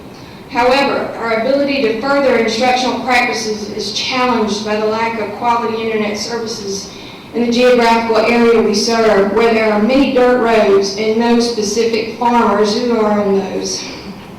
With a student-to-computer ratio that is at its best ever, 1 device for every student or better, we're working hard to continue teaching and learning beyond the school day. However, as the 2 mothers who spoke to you previously, we see a great challenge for our students who wanted to move on when ready because they can't find good quality internet access beyond what's at their school building every day. We are most grateful to the Governor's Office of Student Achievement for the grant programs that are out there. We're also grateful for the federal programs that provide us E-rate. But I sure would like to put GPS on a bus so I can track it. 98 buses. I have 8 that I can track in real time across the county. That's it. And then when we look at other things that we need to provide to our students, take for instance, if I have a hospital homebound student who economically cannot provide internet access at their home, I need to send them home with a cellular MiFi card. In many cases, that cellular MiFi card does not work at the home either. Other cases, I have seniors and juniors who need to, quote, catch up so they can graduate from school. They don't have what they have either. So I will conclude with this. because my timer is going off. We look to you for answers. We are hopeful that you will find those for us, because even in the modern age of 2016, it is a true challenge. We want to continue to grow and give those innovations to our students and our teachers and our families. And I'm asking you, how can we give those opportunities to our rural children and make them as competitive as our urban children? Thank you. I have a question. Do your students have textbooks that they take home at night, or do they rely on the internet? We have a combination. We would like to provide to them even more ebooks and even more audio and textbook opportunities electronically. But because of the fact that in 2013 I surveyed my now seniors, 1/3 of those seniors do not have internet access at home, and it's really hard, even if you get a hotspot for your phone, to type a paper on a cell phone. So, I hope that answers your question. Good, thank you. Any other questions? Thank you. Okay, Stuart, is it Roadhaver? Roadhaver. Roadhaver. Now, while Brigadier General Stuart Roadhaver was walking up to the podium, I just want to say one thing. He is... I'm catching up with all the Marine guys. okay. I just want y'all to know this guy is a real hero, Brigadier General, served in Iraq. I mean, there's so many things I can say about him. He was with Georgia Power Economic Development for a long, long time. He is a super good guy. I really wanted him to make a presentation today. We had so many people who wanted to present. I look forward to hearing from you, and thank you so much. Just give him a big round of applause. She's just trying to wake you up at the end of the day. That's what she's trying to do. But I thank you for having me here, and I appreciate the 2 minutes. And I will be brief. And David, it's good to see you again. We've known each other for longer than we won't tell anybody about it. I run a very high-tech company. We're located, believe it or not, in Eatonton, Georgia. When I retired out of the Army, the Chief of Staff of the Army asked me to find a better way to teach young people. So I started developing 3D virtual reality and augmented reality programs for the Army. And we did away with textbooks in the military. So let me tell you what we produce, because we're in 1,000 schools across the Southeast right now. We're growing very, very quickly. We make a 24-inch computer monitor that if you want to teach biology, I can put a biology program on there, but you can reach into the computer, pull a heart out, hold it in your hand, and feel the heartbeat. I can take a robotic arm, pull it out of there, you can take it apart with your hands, take each piece, put it back together, make it work in the air, and then push it back into the computer screen, and it'll go back into the program, and then you can go to another screen. In Pikeville, Kentucky, in their medical school, we just replaced all their cadaver lab with virtual people. We can make a body float out of the table that you can operate on down to the cellular level. We save them $1 million a year for the next 5 years by doing that. Now, as we push these out to schools, we're finding a lot of schools that do not have basic internet service. I was at a school in Georgia not long ago that had internet to the principal's office, and that's it. We got some schools that really need help with this. So I learned a long time ago not to come and fuss without some kind of solutions. So I want to try to just say here's some things that I think we ought to look at.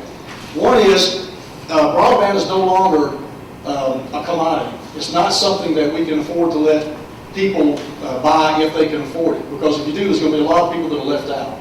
So I think that we've got to look at how is the government going to step forward and say, okay, we're going to take care of our people. So there are critical infrastructure things that we're going to have to provide broadband for.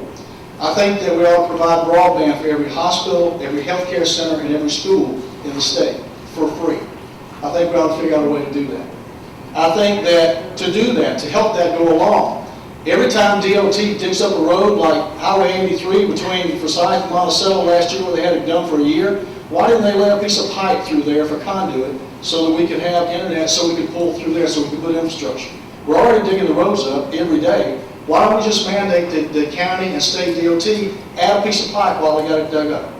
And then the last thing I'll tell you is that you cannot catch up on solving this problem. The problem is moving so fast. We replenish our technology about every 8 months, and it's getting faster every day. I think by next year, we'll be down to about 6-month level of replenishing what we're doing. Right now, instead of just floating a body out of this, we're producing a simulator for law enforcement. You know, right now, all the law enforcement agencies do a shoot or no shoot simulator. And that's really the only decision they have when they get into a situation.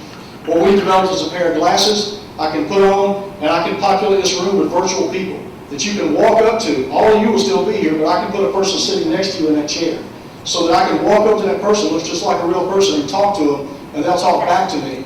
And then the way that you interact with that person will determine whether they help you, tell you what they're supposed to do, or whether they pull a gun on you.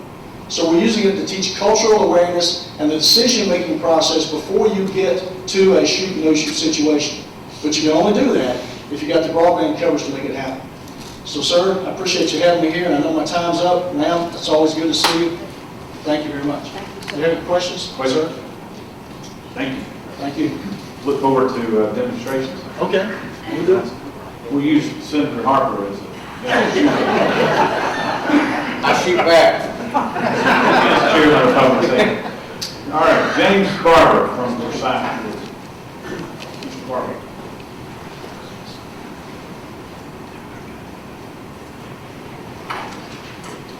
My name is James Barber, and I'm so grateful for the opportunity to address you.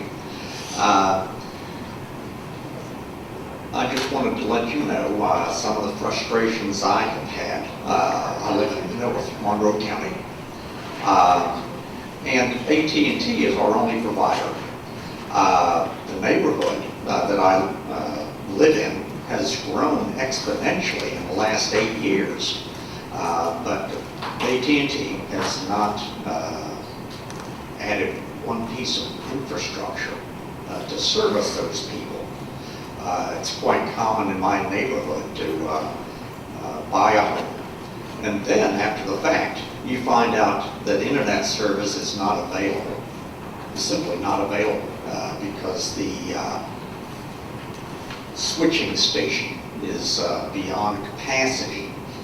It's my understanding that the FCC requires service providers to give residents access to 911, even if they don't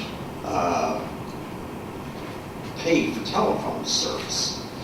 But the AT&T representatives that I have talked to, just repairmen who come out to fix an internet problem or a phone problem, they have already warned me. They say, don't ever give up your place in that box because once you give up your place, it's going to be taken by somebody on the waiting list, and you will no longer have access to 911. It just seems like this is much more than an inconvenience, much more, it's actually a safety issue. Back when I was looking for an internet provider, I was just interested in email, a couple of YouTube videos, this, that, or whatnot. But as my home business has grown, I have actually lost job opportunities because I don't have access to an upload speed that is considered acceptable to the companies I was negotiating with.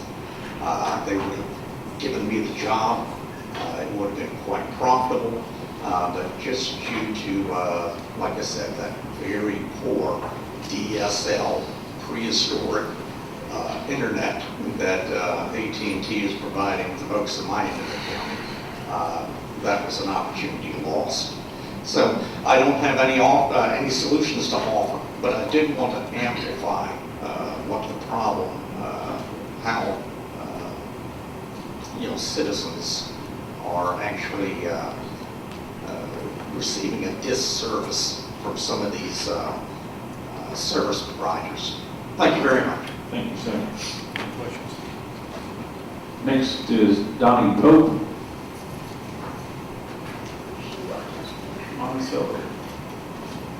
You the sheriff? I am, sir. She's right here.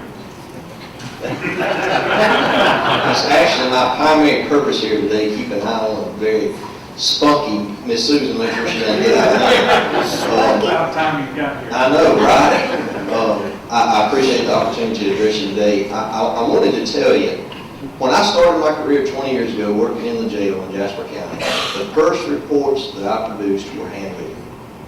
And things have changed so much in the last 20 years. I can't imagine where we would be in the next 20 years. So what I wanted to do was to encourage it. Government has a tremendous problem sometimes building and preparing for what we need now, because we just need it adequate, because we do without that, we don't plan for the future. So in this process, try to be visionaries and keep an eye on what's coming in the future. Technology is wonderful, but in a lot of ways it's crippling. And the reason that it's crippling is because you get to where you can't do without it. Most of us in this room grew up without a cell phone. But now, if we start to work and we get halfway there and we realize that we don't have our cell phone, we will cause a wreck to turn around to get back to get our cell phone because we can't do without it. It really has transitioned to that point. And it is as hard of a time as there has ever been in history to put on a badge and wear a gun and put on this uniform. The public demands professional service, and they deserve it.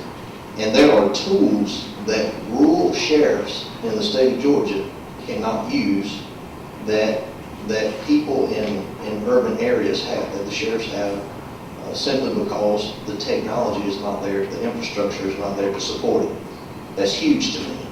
My job is to take care of my folks in Jasper County, which incorporates and includes the people that work for me. And I have to provide them the tools and the training that they need to do their job and to be professional. I cannot do that without broadband service. There are instruments and equipment that cannot function. Some of the sheriffs have given reports about something as simple as a car that has a tag reader on it and what it has produced by simply having the technology that device can read the tags and give back information as to that vehicle that just passed by, whether it's stolen, whether it has a wanted person in it, different things that are wonderful. But you know what? It doesn't do you a bit of good if you get that information back 15 minutes after the car's gone by. You can't do anything. That's not an option for me. That's not an option for a lot of your rural sheriffs. There are devices that can instantly identify a person, that you can stick their finger in that machine, it will take their fingerprint and tell you who they are.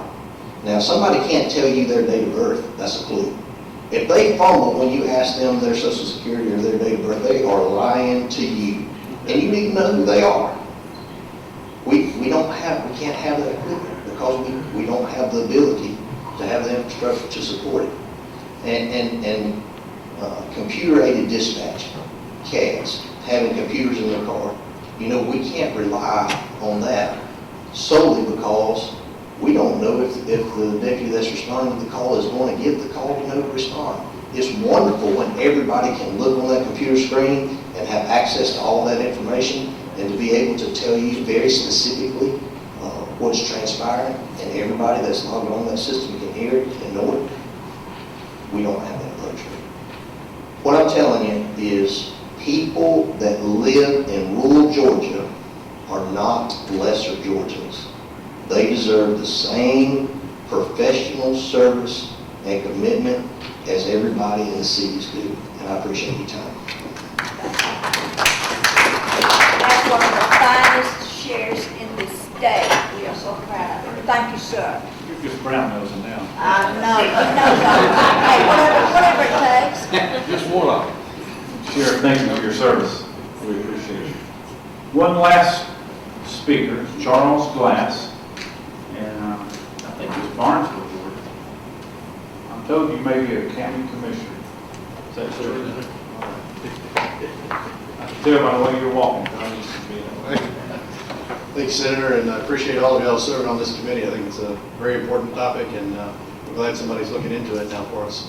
A lot of the issues that have been mentioned today, I hear from constituents on probably a weekly basis. The one that I wanted to emphasize, I just heard here from the gentleman from North Monroe County, access at the switch or the pop is limited in our case. As an example, we moved our tax commissioner out from a building in town that was fairly old and in bad shape into one that had, it was a newer building and it had more room for her and everything. Problem was, when we got out there, it had been empty for about a year, and we found out there was no DSL service because the switch was full. That was 4 years ago. We've been struggling to find a way to provide reliable internet service for that. And you probably know that that's our revenue source, revenue collector for the county revenues, really. That's our checkbook, our banking facility down there. They're required to connect to the state for a lot of database updates and secure financial transactions. And we have to have high-speed internet there. So the fact that we were able to find a good facility for them worked out well, except that we can't provide internet access that we need out there. We're still struggling with that. So the issue of increasing the capacity of the POP or the switch would be a fairly quick fix, it seems like. But we can't even get anybody at AT&T to talk to us about that. I don't know who to contact or where to try to press there. We've not had any luck yet. We've been working on this for about 4 years. But thank y'all for taking on all the issues, and look forward to anything you can help us out with. Thanks again. Thank you. Thank you. We appreciate you coming. I'm not going to call him out, but there may be somebody here from AT&T today. We'll let you figure it out. I don't see him.